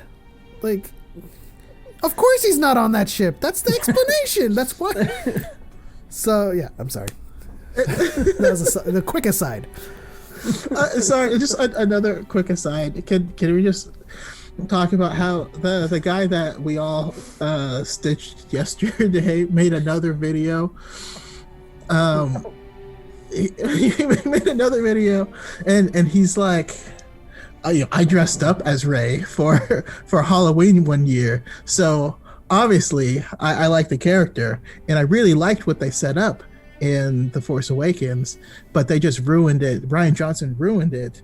But obviously it can't be misogyny. And you're like, can you acknowledge that all of your points were bad first? Right. First, and second, dressing up as the character doesn't mean anything. And third, if your problem was with The Last Jedi, why were none of your points from The Last Jedi? Because somebody on the internet told me that they hated The Last Jedi, and I should too. Yeah, I have a lot of respect for this commenter. I forgot their name, but it was a recent comment on one of my videos who said, "I'm not going to lie. I didn't like these movies because I kept on watching hate videos about them." And I was like, well, that's an epiphany, if I ever had one. It's like, which is really not, because I knew instantly that's the case. You watched hate videos about it, you formed a conclusion, or your conclusion was informed by it, and so you went in and you were like, and that's what you were thinking, and you were like, oh yeah, I don't like this at all. Yeah, well, and it happens with when something that confuses you, when you see something that confuses you, you immediately have this cognitive dissonance where you don't want to accept what was different. And so you go and you search out the internet, and negative traffic goes higher on YouTube than positive traffic. On places like YouTube, like negativity breeds more views. And so the first things you find when you Google these are all these negative things. And so they begin to just kind of make sense. Like they ease that cognitive dissonance by going, oh, okay, I'm not crazy. It's not that I didn't understand it. It's just that it was bad. Yeah. It must be that it was bad. I did understand it, and then proceeds to say something that indicates a complete lack of understanding. No, but you're right. You're absolutely right with that cognitive dissonance call out. I think back to one of my favorite books I've ever read, which is Thinking Fast and Slow by Daniel Kahneman, and it's all about the concept of, it's about how our brains work, how we perceive information, and how sometimes it can be altered by how we receive the information, and how certain things will can prime us mentally. And like I commented on in my video, if you say no training here and expert pilot here, it sounds like there's a huge disconnect. But because you're using those terms of none and expert, you are framing people to believe a certain thing. All of that is untrue. All of that is misleading, and it'll lead lasting impacts on these people because it has been hyperbolized. I don't think that's a word, but you know what I'm saying. I think it is hyperbolize. Okay, yeah, I just didn't have the confidence to say it properly. It's all good. Thanks for the call out. I appreciate it. It's okay. Oh, it's Ilum, not Ilum. That's yeah, I had that thought, and I was like, oh, that's okay. No worries. Hyperbolized. Yeah, but it is Ilum. I'm just kidding. Oh no, I know, and everybody was right. I'm just kidding. I'm just kidding. I was like, I know it's Ilum. I've always said Ilum, and it just came out naturally. And just like, that's what made me laugh, was just that like 47 comments like, he's pronouncing it wrong. And I'm just like, okay. Okay. No, well, it could always be worse. I did a no nuance November, but my take was like no nuance November, and I thought I re-recorded it. Cognitive dissonance definitely is a huge thing, with a lot of fans having to understand the nuances in the sequel trilogy. The biggest cognitive dissonance to date, to this day, is Rey Skywalker. Now, they released a new box set with all of the trilogies, and it says Anakin Skywalker, Luke Skywalker, Rey Skywalker, and there was a whole renewed vigor around arguing against this point. And I wanted you guys to kind of like, I don't know, just go ham on everybody, really, and just tell everyone at home why she's Rey Skywalker. Why is this so important to accept? And just like, why it's not that big of a deal. One, it's not that big of a deal because it's just a name. Like, I mean, it's an important name that carries legacy. But I got people arguing all the time, like, oh, so I'll just change my last name to Obama, and that's fine. It's like, well, but you could do that. I mean, literally, no one's stopping you from going by whatever you go by. One thing that I came across recently when I was thinking about all this for today is that Ben Solo literally changes his name to Kylo Ren, and no one has a problem with him choosing to be called something else and then going to choose to be called something else. Like, but they have a problem that Rey, who has no last name, gets a much better explanation for getting one than Han Solo did. Like, Yeah. she gets a real explanation. And on a deeper level, girls deserve heroes too. Girls deserve a Skywalker. And like, yeah, they've got Leia, but like, Leia is a Skywalker by blood and nothing else. Literally nothing else. She has no real connection to Vader. That's the man that tortured her and blew up everything she loved right in front of her. Like, but Rey is a Skywalker, and that matters. Like, this is a hero for girls. They deserve one too. And it's about finding her identity and taking that into her own hands, defining herself, which is something that a lot of people, and especially a lot of women, don't necessarily get to do when they're young. Like, and so the fact that she takes her identity into her own hands, decides who she wants to be, what legacy she wants to present to the world, it's important and it's valid and it's inspiring. You don't have to be your parents. Like, for people who were adopted, for people who were abused by people and want to grow up and take a different angle, like, you don't have to be defined by the people in your past. You don't have to do what people want you to do. You can define yourself, and that's an important lesson. Like, it's a valid lesson. Yeah, I love that. And not only do, girls deserve a hero or a Skywalker, but the galaxy deserves one too. Mm-hmm. The whole purpose of the films was we need Luke Skywalker.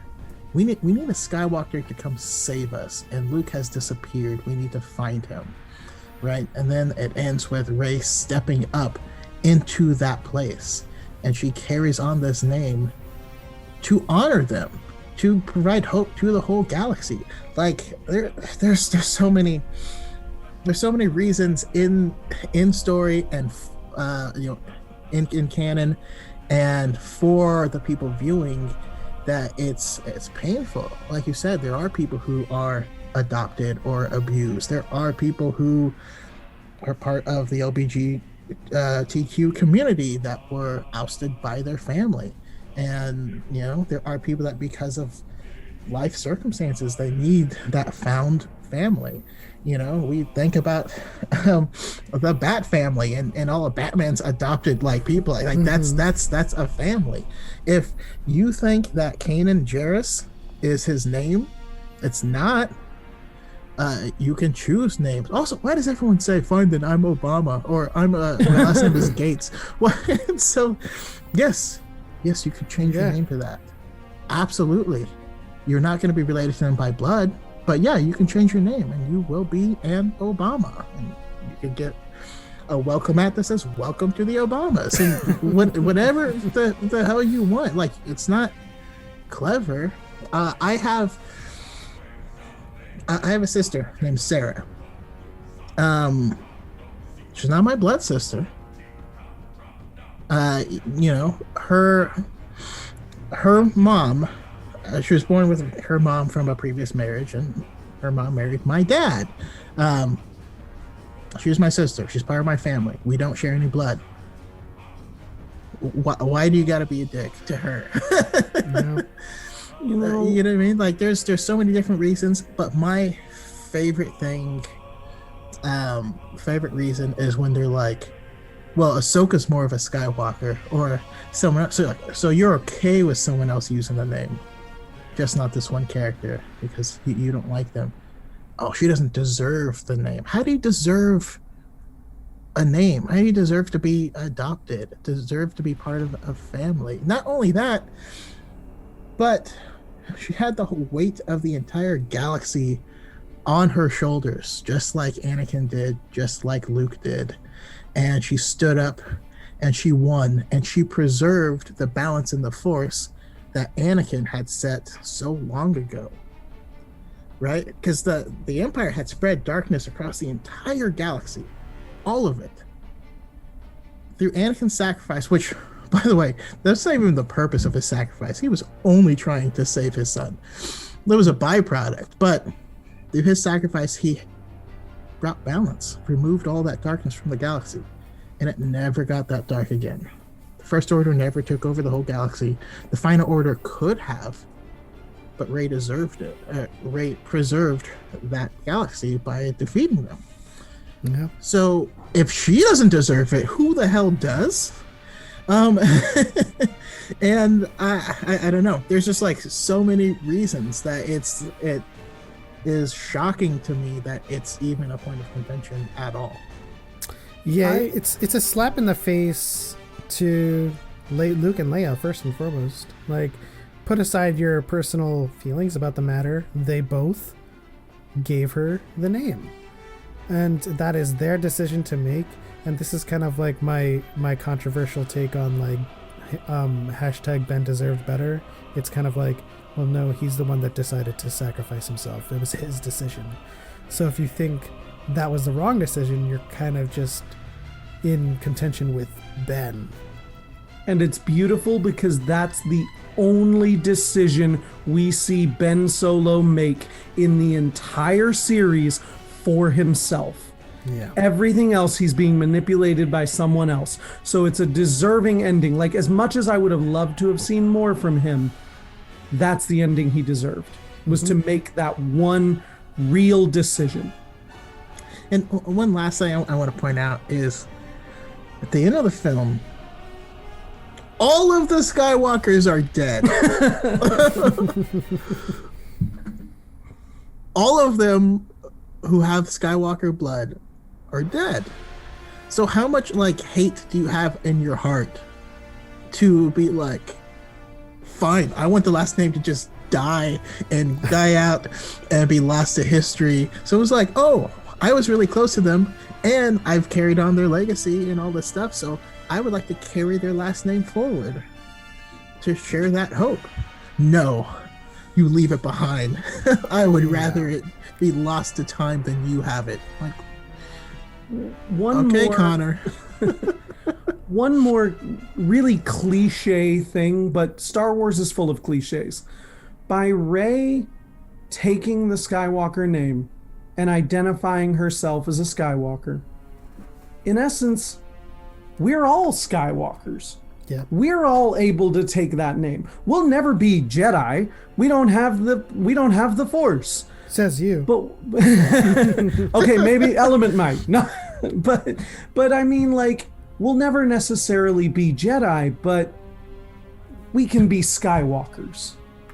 You know. I like that a lot, and I'm gonna start saying that from now on. We also have to think about the larger messaging of the movie. A lot of people think that the message of the sequels was that it was all about being a nobody, when in actuality the entire message was that you're not defined by your legacy. You're not defined by your parents. You don't have to wait for them to come back. It doesn't matter who they were. Who you are is who you choose to be. And so when Rey decides she wants to preserve the legacy of the Skywalkers instead of being a Palpatine, that's fully in line with the theming of the sequels. And like one of my biggest pet peeves with people's arguments against Rey Skywalker is I would have preferred her to take Rey Palpatine and cleanse the name. I'm like, she owes no one, not even Palpatine, any favors. And it's not contingent upon Rey to cleanse that name for all of the victims of Palpatine. Imagine going around post Rise of Skywalker and be like, Rey Palpatine here, just trying to cleanse the name, don't worry about it. And then like these families like, I was from Alderaan. I'm taking it back. It's okay. I'm taking it back. I don't understand this argument. Like, you know, initially at first glance, it's a good thought, right? But no one's trying to clear Hitler's name. No one's trying to have all of these evil, historically evil names and trying to cleanse them, because you do not want to tarnish the legacy that they have in history to the victims. You know? You can't even reclaim that mustache. Right. You know what I mean? Look at historically what happened to Hitler's family. And like they changed their names. They did everything they could to run away from that, because sometimes there's a stain that just doesn't go away. Mm-hmm. Not only that, but I know we've all read the book Bloodline. Mm-hmm. And a big part of that book is hearing Leia's thoughts on her birth father, Anakin. Because we all think of her as Anakin's daughter. Mm-hmm. We all think of that as does she think about it that way? She was raised her entire life by Bail Organa. She has never once thought of Anakin as being her father. Mm-hmm. Yeah. Anakin didn't exist by the time she was born. It's only been Vader since before she was born. So by that token, let's say you grew up for 19 years with no one as long as you can remember. And the first person that you can remember ever asking you if you are all right was Finn in The Force Awakens. First time anyone's ever asked her that. The first family that you come in contact with takes you in, teaches you about legacy, teaches you about the Force, and does all these wonderful things. Despite her lineage. Despite it. But the big thing is that she doesn't know this lineage, right? And so she knew that she was related to Palpatine for less than a day. It was probably like 6 hours, you know what I mean? Mm-hmm. Imagine going your whole life. Someone tells you, oh yeah, by the way, you're related to that guy. And then you're like, oh, that's going to be my identity now. And you're like, yes. I keep going back, and I know it's you know, satirical of me, but I keep going back to her introducing herself to the people or to the victims on Alderaan. Rey Palpatine here. How are you? And she's like, that, no. Not good now. They should have changed her last outfit more. I kind of agree, actually. I like it, but it's too similar to the first one. Like, you can't just throw a hood on it and then pretend. She needed a robe. Like, that's the eternal symbol of being a Jedi, right? Is that giant flowing robe. And it would have been gray, and it would have made our jobs a whole lot more difficult. The bottom line being, she's a Palpatine, but her name is Rey Skywalker. And if you have any notions that differ from that, you are objectively and canonically wrong. Okay, so moving on to our next topic. This is going to be like a short little revisitation, because we've talked about the High Republic for the last couple of episodes. We're right on the precipice of this release on Tuesday, and there is this new infographic. I don't think it's from StarWars.com, but someone put this together, and it's incredible. This thing is just, you know, I read the first 8 chapters of Light of the Jedi, and I know about Adventures, A Test of Courage, Into the Dark, and all of the comics that are coming out. I was like, there's about like 10 new Jedi that I didn't know about. And the world seems to be like there's going to be a bunch of them. And then this infographic shows, and I'll put it up for you guys watching on YouTube, there is a whole bunch more than I thought there was. And they're all named protagonists and persons of interest. Persons of interest. Yes. Can we talk about the fact that, and this is specifically for Mesa Windu, for Josh, Yariel Poof is on here, but no Coleman Trebor. That's a shame.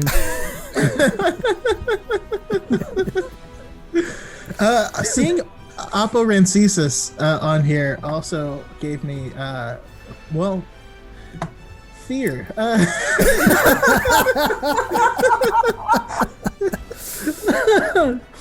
You can't tell me that thing doesn't scare you at least a little bit. You know what I mean? Oh, God. It's terrifying. I knew how snake Oppo, monster. I knew how he looked. But yeah, it definitely still strikes fear and terror into my heart. But so one thing I do want to point out is we don't know who the Grand Master of the Council is right now. Mm-hmm. So, Also, speaking about the council, if you look at this infographic where it has the rankings on there, mm-hmm. Is Yoda a knight and not a master, or am I misreading that? Because Yoda's got green around him. Like, I understand he's on the council, but he's the only one on the council that has a green ring around him. So Oppo has a green ring as well, but does he? I can't see it. I don't know. I am excited to find out. This is giving me really. Well, you know what? I'm really excited to see more. Oh, you're right. So that inner circle looks like it's a lightsaber color, and the gray is unknown lightsaber color. Okay, that makes more sense. Yeah, so it looks like he is a master. Okay, now I see it. Okay. With a green lightsaber.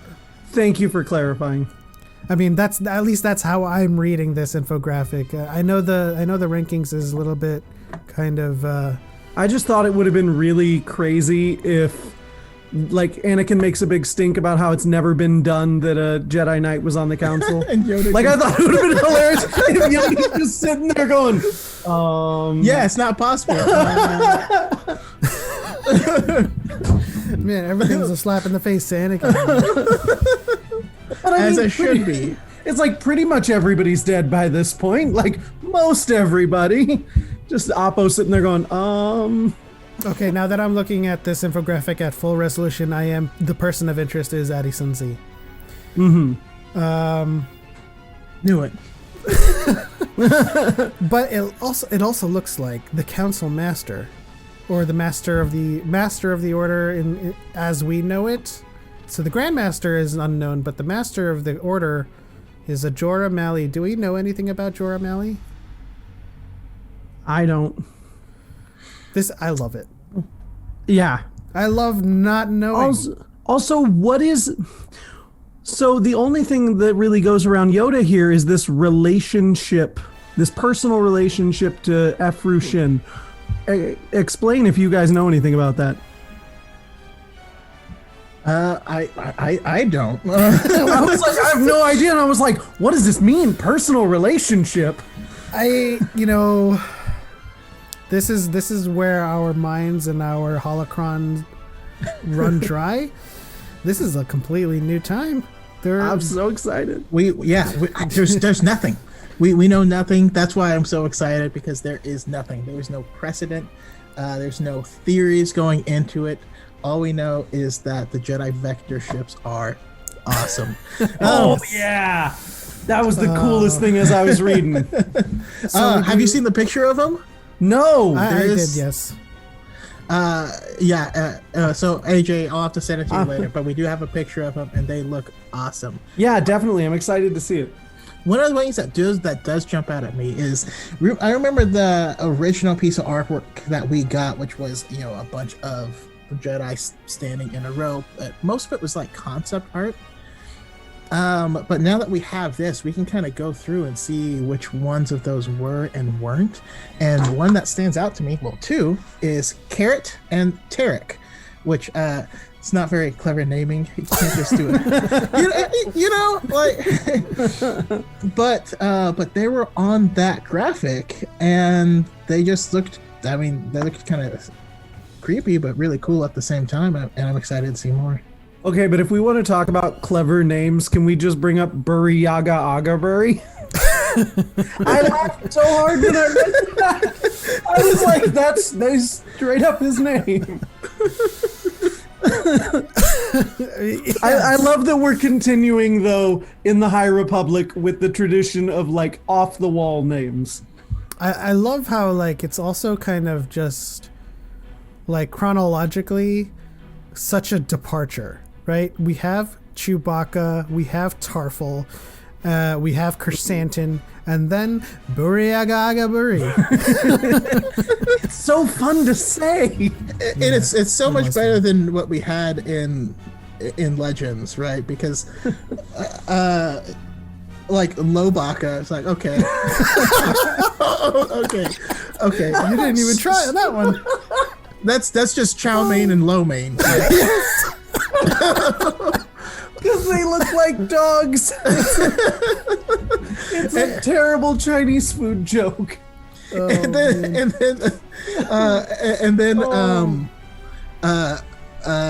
Chewbacca's wife was Machubak, and you're like, damn it! Oh my goodness. So I do love that. Although there is one tradition that I think I'm going to miss, and maybe Skier is probably the closest.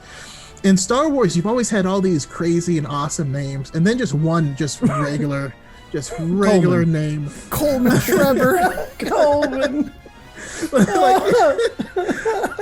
On here, we do have a Tia, right? So that's close, but that's pretty normal. Ibs. I was just really hoping that there would be like a Steve. Well, let's take a look. We have Tia. Avar Chris, Indir Stokes, Steve. well, I think the closest we can come to a Steve is Bell. could have Mike. Bell. Yeah. I guess Mickle could be Michael. It could be true. pronounced Michael. What about Stellan? Right? Isn't that like a Swedish actor's name? Stellan Yeah, Skarsgård. Yeah. Well, yeah, that's true. And there's a Kim on Into the Dark. It's spelled with a Y, but it's just Kim. There's no last name there, so it's like. Oh shared. yeah. In the High Republic adventures, we do have Bibs Fortuna. I'm just kidding. For a half a second, I was like, "Wait, what?" There's no way. Bibs, I am not a blue alien, or I'm not a blue elephant. Yeah. We also have. Let's see here. There's just a lot. Tiami. Is that like French, Spanish? It's almost Spanish. Yeah, Te amo. it's almost Spanish. Yeah, Yeah. almost French. We do have a yellow lightsaber. Indira Stokes. Mm-hmm. We have a silver one. Oh no, that's unknown. Never mind. Oh no! Estala Maru, Kobayashi Maru has an orange lightsaber. This is a great infographic. Yeah. I've been nerding out with this for I'm a so while. excited because, Hold on, like, Nestra has a purple one. but I'm just so excited that in a couple of days we'll get to start talking about all this cool stuff and less about defending things. We're still gonna do it. Oh yeah, no, we Listen, still are. the story of 2020 for me has been trying to enjoy Star Wars, read new books, and just enjoy the new things that are coming. And then we have new shows coming. We have The Mandalorian, that's all new. People still talking about Rey beating Kylo 6 years ago. We're still going to be doing it 3 years down the line. We're going to be talking about the first High Republic show in Acolyte, and nope, there's going to be a small contingent on Tik Tok that's still bothered by Rey not having training. You know what though? I can't wait because it's sad that it's still happening today.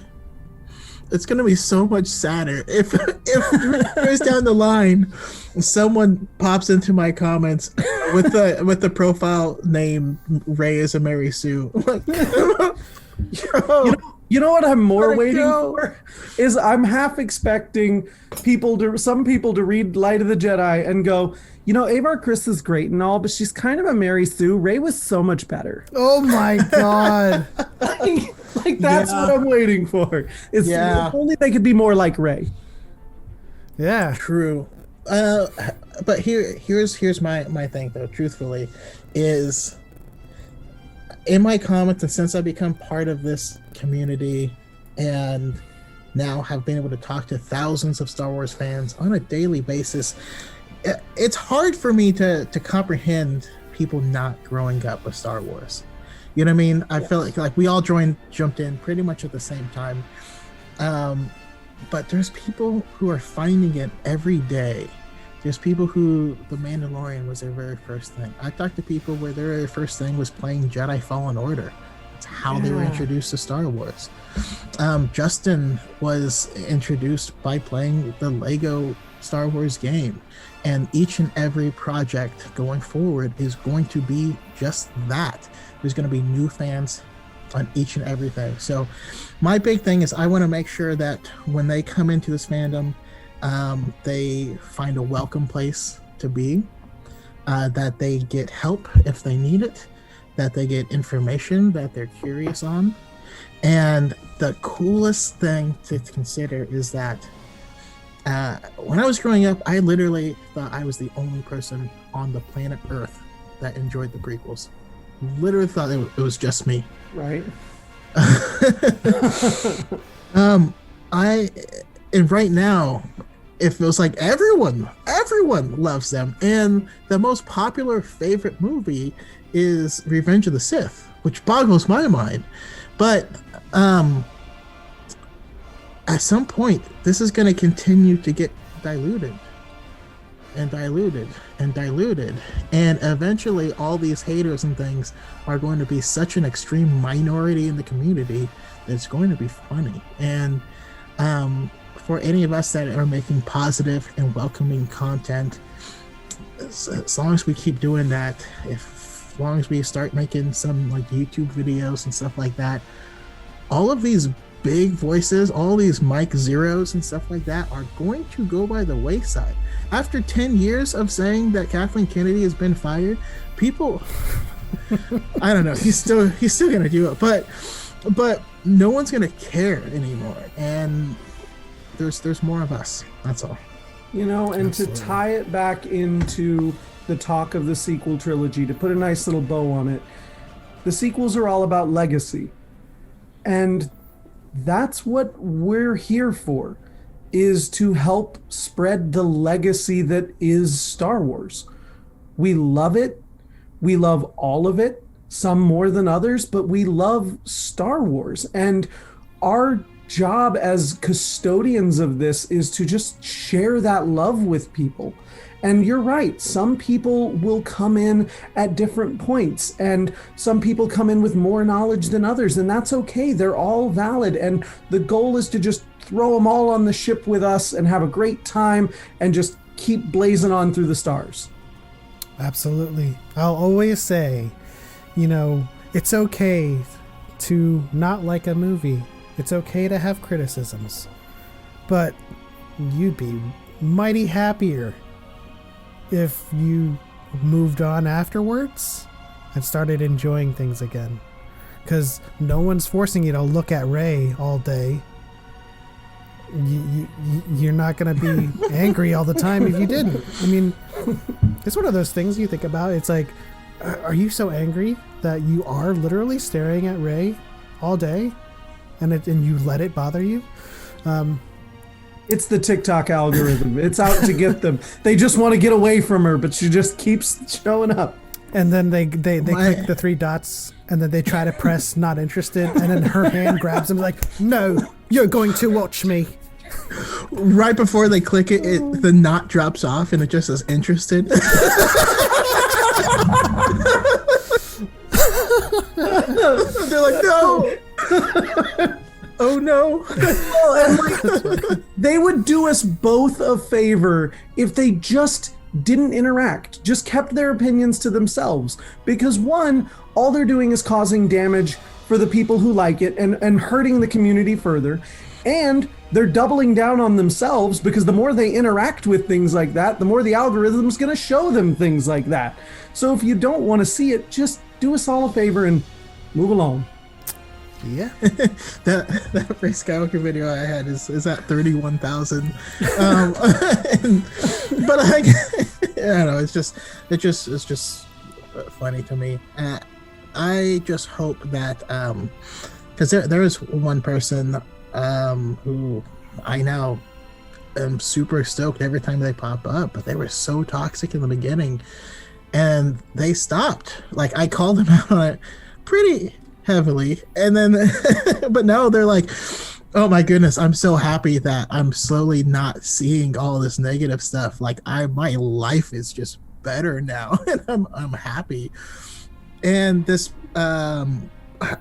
one person gave this like excellent example, is like, if you were walking with someone and they tripped you and you fell down, man, that sucks. That person's a dick. Like, that was rude. That was messed up. And you lie there and you're like, oh man, that hurt. Why did you do that? Now, in 20 minutes, if you're still lying on the ground there, that you're the one that's looking kind of stupid. And then a month later, a year later, you're still on the ground. Hey, you see what they did to me? You guys see this, right? And you're like, just get up. No one cares anymore. So the last thing I want to do with this High Republic infographic is get your guys' opinions. It may be quite clear to us now, having seen this graphic. But who is the Acolyte? Ooh. I mean, I'm leaning towards Adi Sun Z or Slywin. Silwyn. I mean, come on. Tales from the Galaxy's Edge, Temple of Darkness? That's just...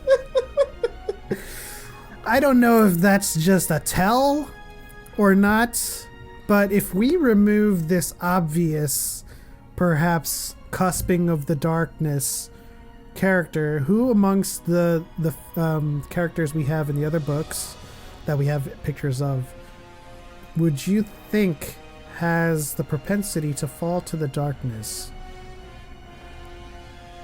Well, I'm going to call right now that either Carrot or Tarek, one of them is going to fall or the other one's going to die.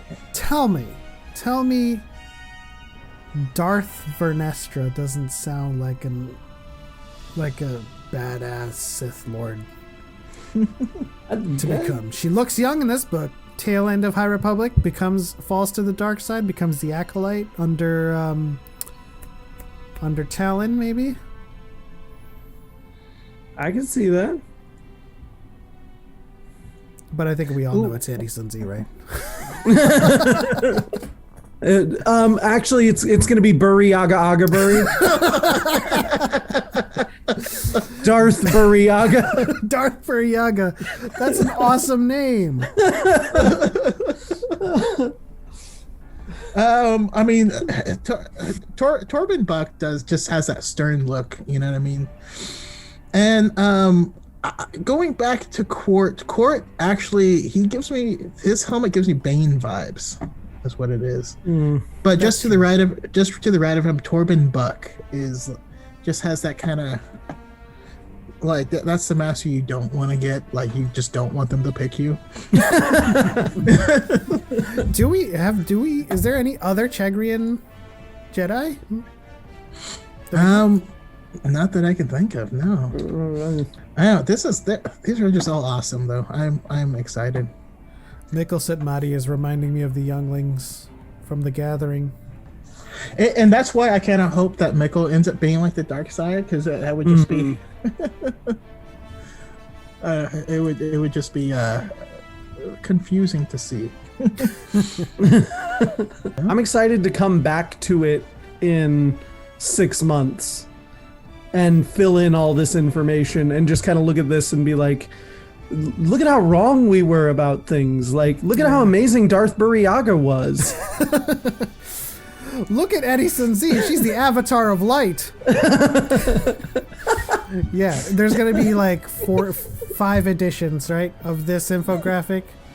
I mean, this is phase 1. Yes, yes, and we're gonna make videos about them. Man, I can't wait for Tuesday. I'm so excited. But we're going to move on to our final topic, which is our famous fan Q&A. And if you're just joining us on this episode for the first time, we're always welcoming you guys to ask us questions on our TikTok channel so that you can have them answered here, because a lot of the times a minute's not enough to answer some of these questions.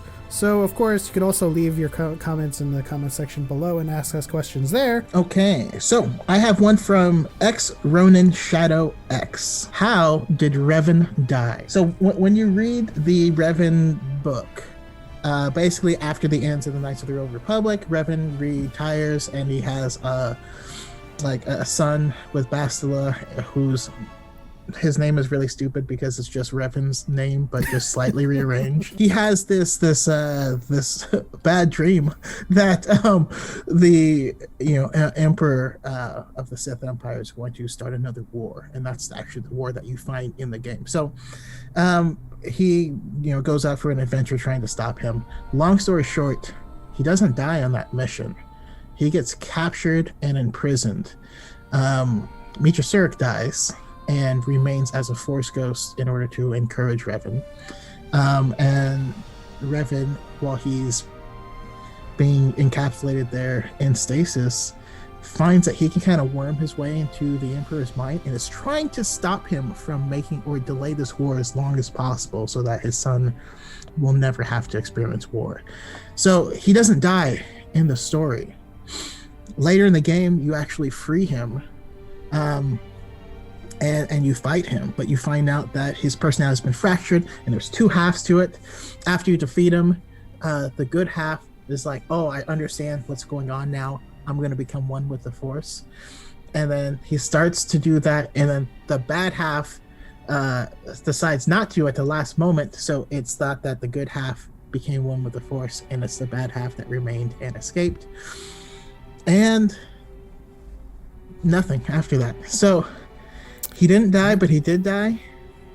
But he's not dead, but he's kind of dead. The new update for Sator has a new story around him as well, so we may even get that. Exactly. So I'll get there eventually. Geeks_Galaxy23, and he asked, what's a Legends character that you would like to see made into canon? Also, he wants you to know, Chaco, that he loves you and he wants to be on the high ground. I love all people that love Star Wars. But yeah, so what is a character that you would like to see in canon that was from Legends into canon? We all know Element's answer, but go ahead and say it. Satil Shan. What specifically about her or everything that we know from... Because there's not going to be any real conflicts, but is there any specifics? Actually, I've said this before, but definitely her younger years as a Padawan to Knight, dealing with the Treaty of Coruscant, and just it may be a rehash of the Luke Skywalker story, but just nailing down her story of living up to the legacy of Bastila Shan, and being the descendant and the carrier of the legacy of battle meditation, and just her wars, the Cold War, her battle with Darth Malgus on Alderaan. I just want to see it all. I can say mine because it's pretty simple.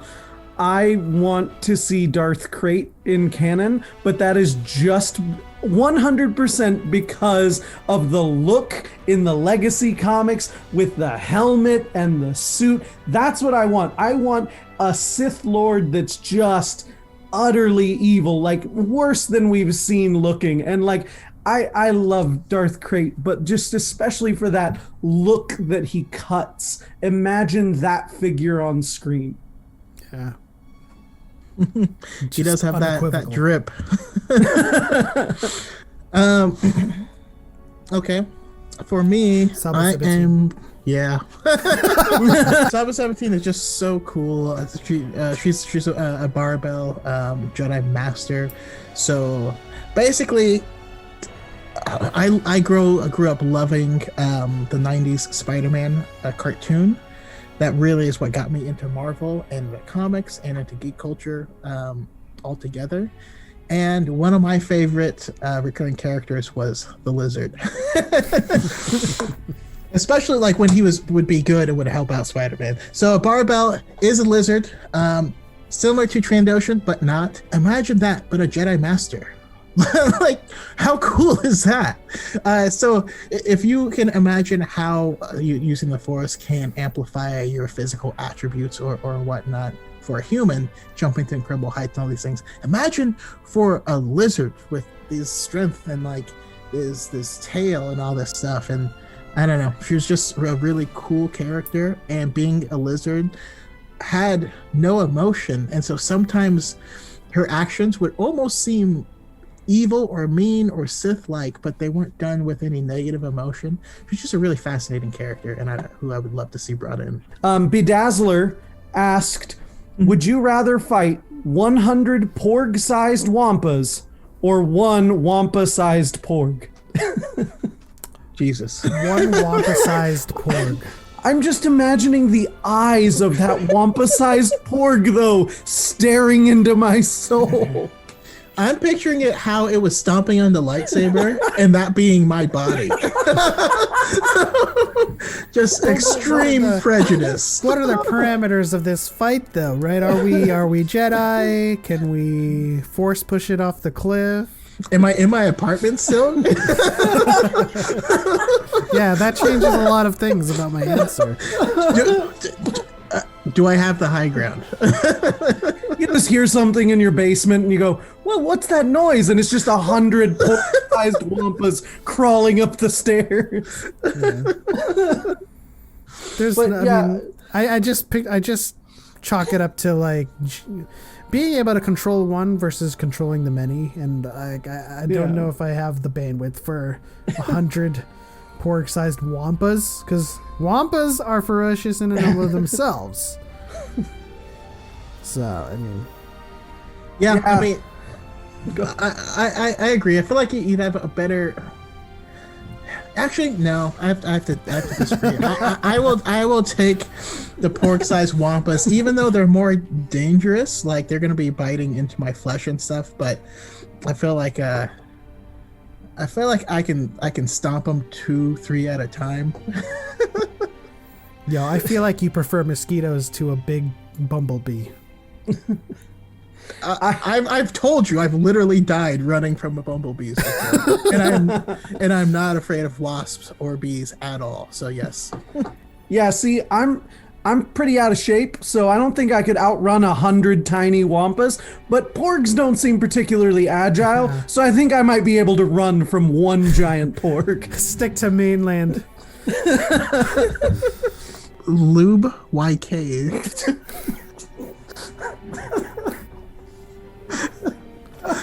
Apostrophe S. It says, hey, I just watched Solo, and it can't be canon because it's set after episode 3, but at the start the ship has no hole, but in episode 3 it has a hole in the front.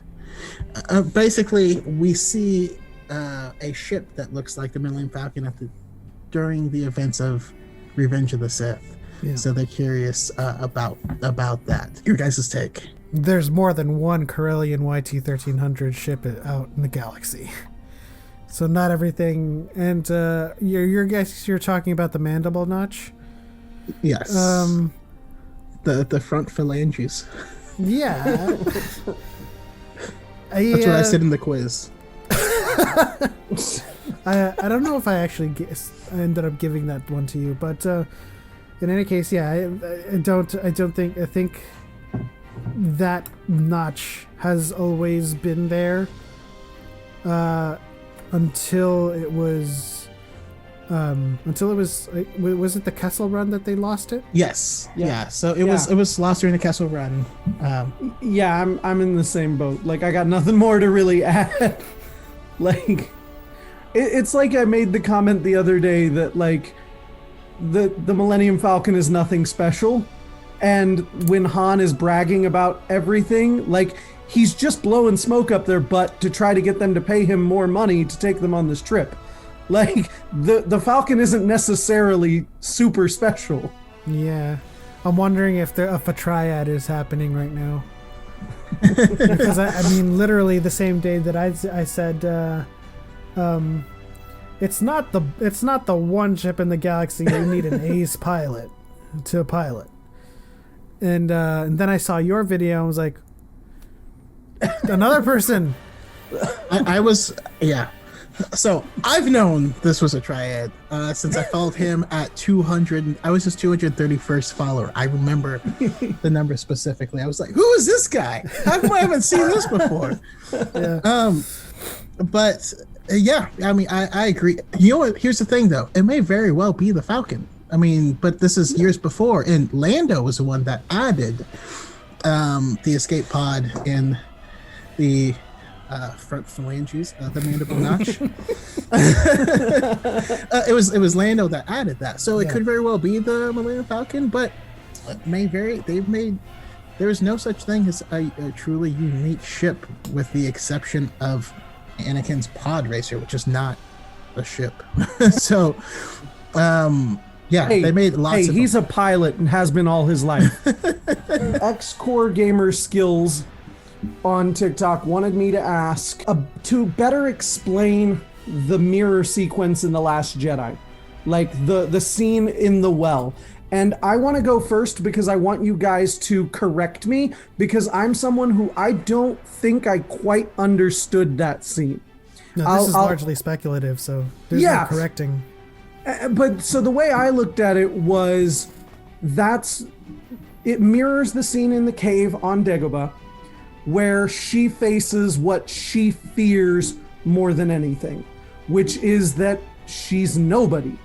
Like, she sees a ton of herself, and then when she looks in that mirror, she's like, show me my parents, and she only sees herself, which is just reflected back her own fear, just like the fear that Luke faces when he looks down and he sees his face inside that helmet. Like there's that level of fear between the two. But honestly, my big problem was I felt like that was the nail in the she's nobody coffin.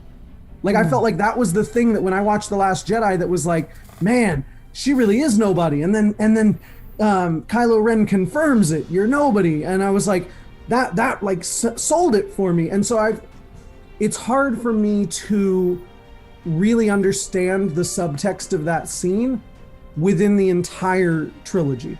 And so I'd love to hear your guys' explanations, your thoughts. I guess to me, that scene was hinting subtly, casually at the notion of clones. And her legacy being of that, because her I don't know if anybody's told you this, but you're a pretty smart guy. That's good. I like that. Thank you. I'm like, I didn't even. Yeah, so she's her initial question is asking about her parents, but her parents, more or less, at least halfway, don't have any type of lineage or any type of provenance outside of being created by Palpatine. We don't know anything about her mother, so I can't really speculate on that front. But her being a product of a product, it was just the Force showing her that, like, these are all you, because you come from a place that has no beginning or end, so to speak. But perhaps my Dyad has a different take. That blew my mind, though. I like that. Well, and it makes me want to say, so the sequels weren't planned out at all. if that was the idea, was to use that mirror to hint at cloning, like, that's some big brain time. So that's actually a topic we didn't broach at all, is evidence of planning in the sequels, which is a huge topic, but like someone that has consumed all the media, I see all the breadcrumbs. Like I wasn't surprised by anything. And I really, really hate that people use the Daisy Ridley interview as evidence that there was no planning, because that interview actually shows that there was planning. Like, you can't change your mind about doing something if you didn't plan to do that previously, right? Your plan B is for your plan A to not go according to plan, right? I did get the same connection about the clones, but I didn't come up with it, so because I'm not that smart, so that's okay. But I also was along the same page as AJ as well, because this is a dark side Force Virgins, and it owes you nothing. It doesn't want you to succeed. It doesn't like you. It'll go into your head and try to pull out your greatest fears.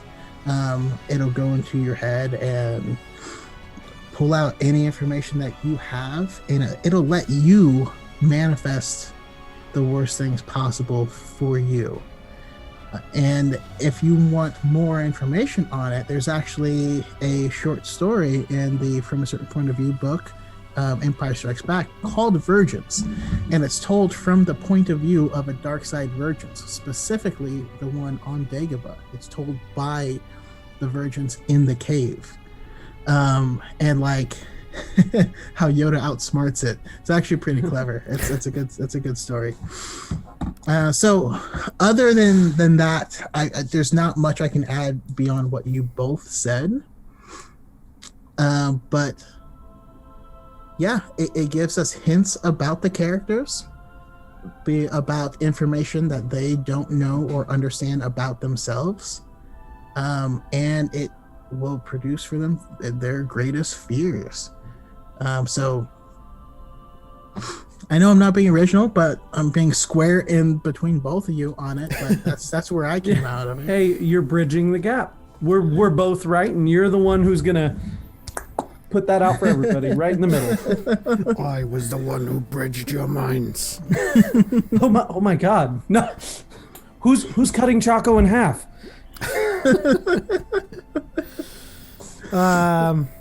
My emotions. Let's Crippling depression and anxiety. It's the millennial thing. Christian Vega 6969 says, why did they stop using clones in the Empire? Because clones are so much more effective than stormtroopers. And so much more expensive. They literally had to, like, the bank had to bankroll the original Clone Order, and you know, at that point, first at what rate? What was the rate again when they did that the last time? It was a lot. It was like, I think is it Star Wars Guide, who has a bunch of videos on the expense of each like battle trooper, and like he has an expense chart for like all the battle droids and how much each one kind of cost versus the clones. Somebody, that number and that figure exists. I just know that one, it was more expensive to upkeep clones and continue to create them, and two, at this point in time, when they were phasing out clones, there was no need for a clone army, right? They had subjugated most of the galaxy. Order was there, and the iron grip of the Empire was, they had a stranglehold on the galaxy. And, you know, for all intents and purposes, they didn't need They didn't need a huge force like that. They didn't need to spend all that money. They could get their forces naturally with propaganda and recruiting tactics, and that's how they did it in the Lost Stars. When you have young people seeing all this propaganda about the Empire, like, oh, these are saviors. These people saved us, and then they want to grow up to be like Tarkin. So it's definitely more cost effective and less expensive to stop using clones and start, subjugating people naturally with propaganda and falsehoods. So tiny flex here. My degree is in history, and I specifically studied like medieval history, and it's one of the best, one of the tools of imperialism and of expansion is using the people that you subjugate to be in your army. Because one, it gives them a sense of like nationalism. They become patriots. They're part of your army, your empire, but also it's strategic. Your empire? but it's strategic because you're also taking the useful young men from these planets, from these places, and putting them in your army, leaving those people with less people to defend them. Yeah. So like it's a strategic decision as much as it is anything, and we know Palpatine is an incredible strategist. Dang. Okay, that's yes, more. I was going to make a video on this tomorrow, and I don't think I can now. Make your video, and I'll duet that. You got it. He'll duet it and just be like, but yeah, absolutely. I mean, at this point, yes, clones are way more effective in number, but there's no war going on. Effective in what? What do you need them to be effective for? Just keeping people calm? No, it's just there's no need. There's no need, and it's just expensive. It's unnecessary. Also, you can't keep on cloning because you no longer have a sample source. Yeah. Jango Fett, will never be the head of a major corporation, if you know what I mean. They only have a small amount of DNA, and they're going to run out. You know what I mean? And it's not that I think they used as much as they could, but yeah, there was no reason to continue. Jedi_Sith66, and essentially he asks, you know how Marvel has a What If series? If you could have a Star Wars What If series, what would be an episode that you would want to see? And I'll go first to go ahead and give you guys a second to kind of think about it. I think my What If episode would be, what if Anakin had fallen to the dark side on Mortis? What if he had stayed on the dark side then? Would he have been able to like take down Palpatine? Would he have been able to like save the galaxy? Was he still too far gone at that point? Would he have become the new emperor? Like, I just think it would have been interesting to see, since he was in such a, even though he was later, such a benevolent place for why he fell to the dark side in that moment. Like, just like he is later, it's all about saving people. I think it'd be really interesting to see a what if story done by someone who can think it through better than I do about what would have happened if he'd have fallen right there. Mine would be a little bit more controversial, and it has to do with Jesus. I think my what if is, what if Yoda was actually on the precipice of defeating Sidious, and he's saved by Darth Vader, and not Darth Vader that was defeated, Darth Vader that defeated Obi-Wan, and he is realizing his full potential. And so instead of turning into this Darth Vader under Palpatine that has been stunted, his growth and potential forever abolished or demolished, defeats Obi-Wan, kills Obi-Wan, just this huge, massive proliferation in the Force. Yoda is about to end Palpatine. And the only person stronger than Yoda would be a full potential Darth Vader who had not been stunted with losing his limbs. That's my person McNugget. Yeah. I believe Coleman Trebor was more powerful than Yoda. I'm never gonna let this meme die. Have you seen the trailer that I made for a movie with him? I have not, but No. but this meme or this thing bothers Mesa Windu constantly, and I think he's blind reacted to at least 2 new videos with Coleman Trebor in it. I know. He's just annoyed. But I love it. I really hope that he understands that it's in good faith, and I hope that he enjoys it. Because if he doesn't enjoy it, like if he really is annoyed, then I apologize, and I didn't mean to throw more on that fire. Like, oh man, no, he's a great guy. He's such he seems warm like guy. such a good sport about it. So he definitely I assume, enjoys Are You Single? He definitely enjoys it. Watch the latest episode I posted. I saw that. I saw the clip. Anakin kills Obi-Wan, survives that encounter, becomes full potential, and Yoda is about to kill Sidious, but is saved by full potential Darth Vader. I want to see what that's about. Here's what I want to see. We take it all the way back to episode 1. Right there in the Tatooine desert, Maul kills Qui-Gon. Maul kills before they get to Naboo. Kills him on Tatooine. He doesn't escape. Anakin doesn't escape. Maul is still alive. Has his lower half, and he is still the apprentice. Palpatine's plans are continuing as they were before we were even introduced into Star Wars. Because Palpatine already had a plan to get rid of the Jedi, right? The events of Phantom Menace changed a lot of things. He had to come with he had contingencies and other things that he had to maneuver into place, but Maul is not weak at all. And I know a lot of people like to cite legends, particularly the Plagueis book, where they say Maul was just like a mindless animal. He wasn't truly his apprentice. But in canon, that's not true. And all of that came out before Maul came back, and we got to see how powerful he was and how intelligent he was and all this stuff.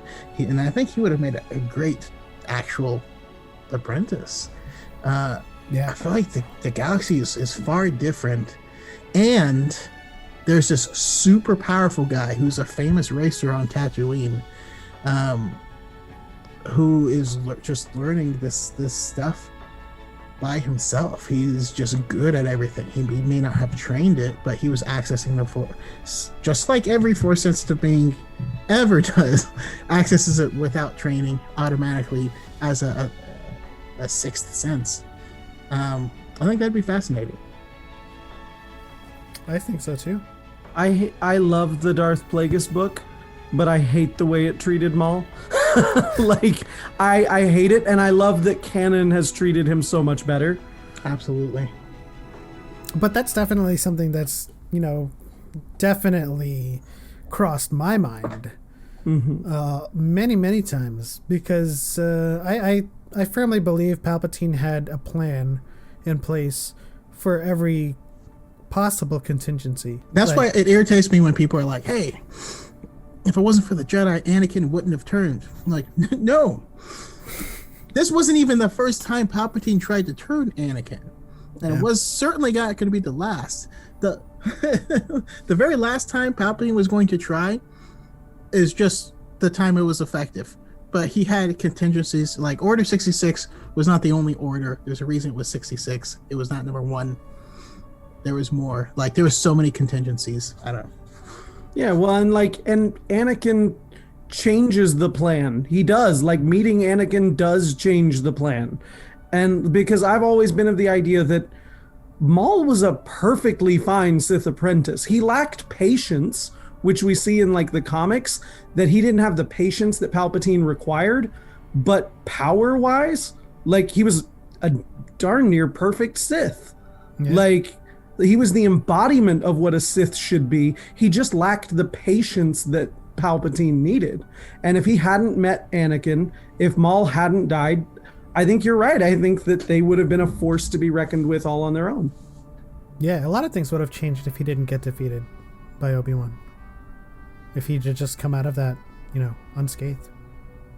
I mean, to be fair, it's like they're the like third and fourth Jedi he's fought, maybe second and third. I mean, like, this is implying that he got his Kyber crystal like Vader does by hunting down a Jedi, but the only other Jedi we see him fight is the Padawan. Like, he's been lusting to fight these Jedi, but he's never had a chance to really test his mettle. Yeah. And he gets really cocky when he kills Qui-Gon. Like, he killed the master and he gets super cocky about it, and it bites him in the butt. And like, I think that, yeah, it's really interesting. Sorry, we'll talk about Maul later. Some other time. But yeah, we are just about out of time extremely. Wow, even more out of time than we are usually. But that's what happens when passionate Star Wars fans just kick it and start talking Star Wars. We certainly didn't spend the last 3 hours hating on Star Wars. We enjoyed it. We would like to thank Jedi_Starkiller or AJ for joining us on this episode tonight. Thank you so much for giving me the opportunity to be here. I look up to both of you as pillars of the community, and I hope that in some small way I can help stand as another smaller pillar holding us up and just being a beacon of positivity going forward. And so I'm humbled that either of you would ever consider inviting me on this, and I hope this isn't the last time that I talk to either of you. Absolutely not. Yeah. You know how many followers you have to have before I invite you on a podcast? Neither do I. I don't care. You just have to have a page.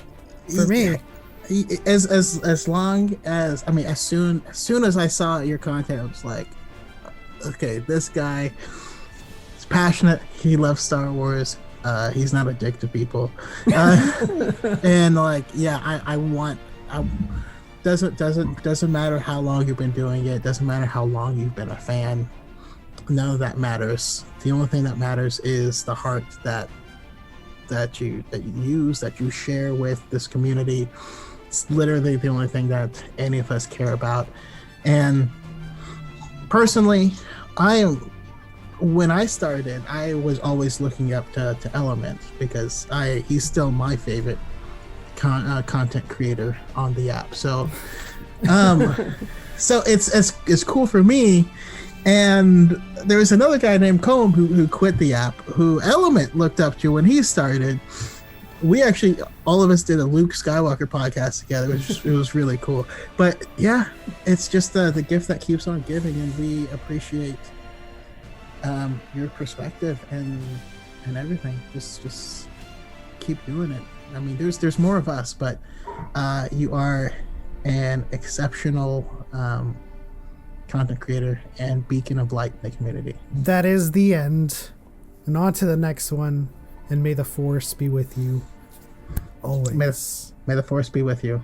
May the Force be with you. Also, congratulations, Victoria. I know we Congratulations! Yes, congratulations!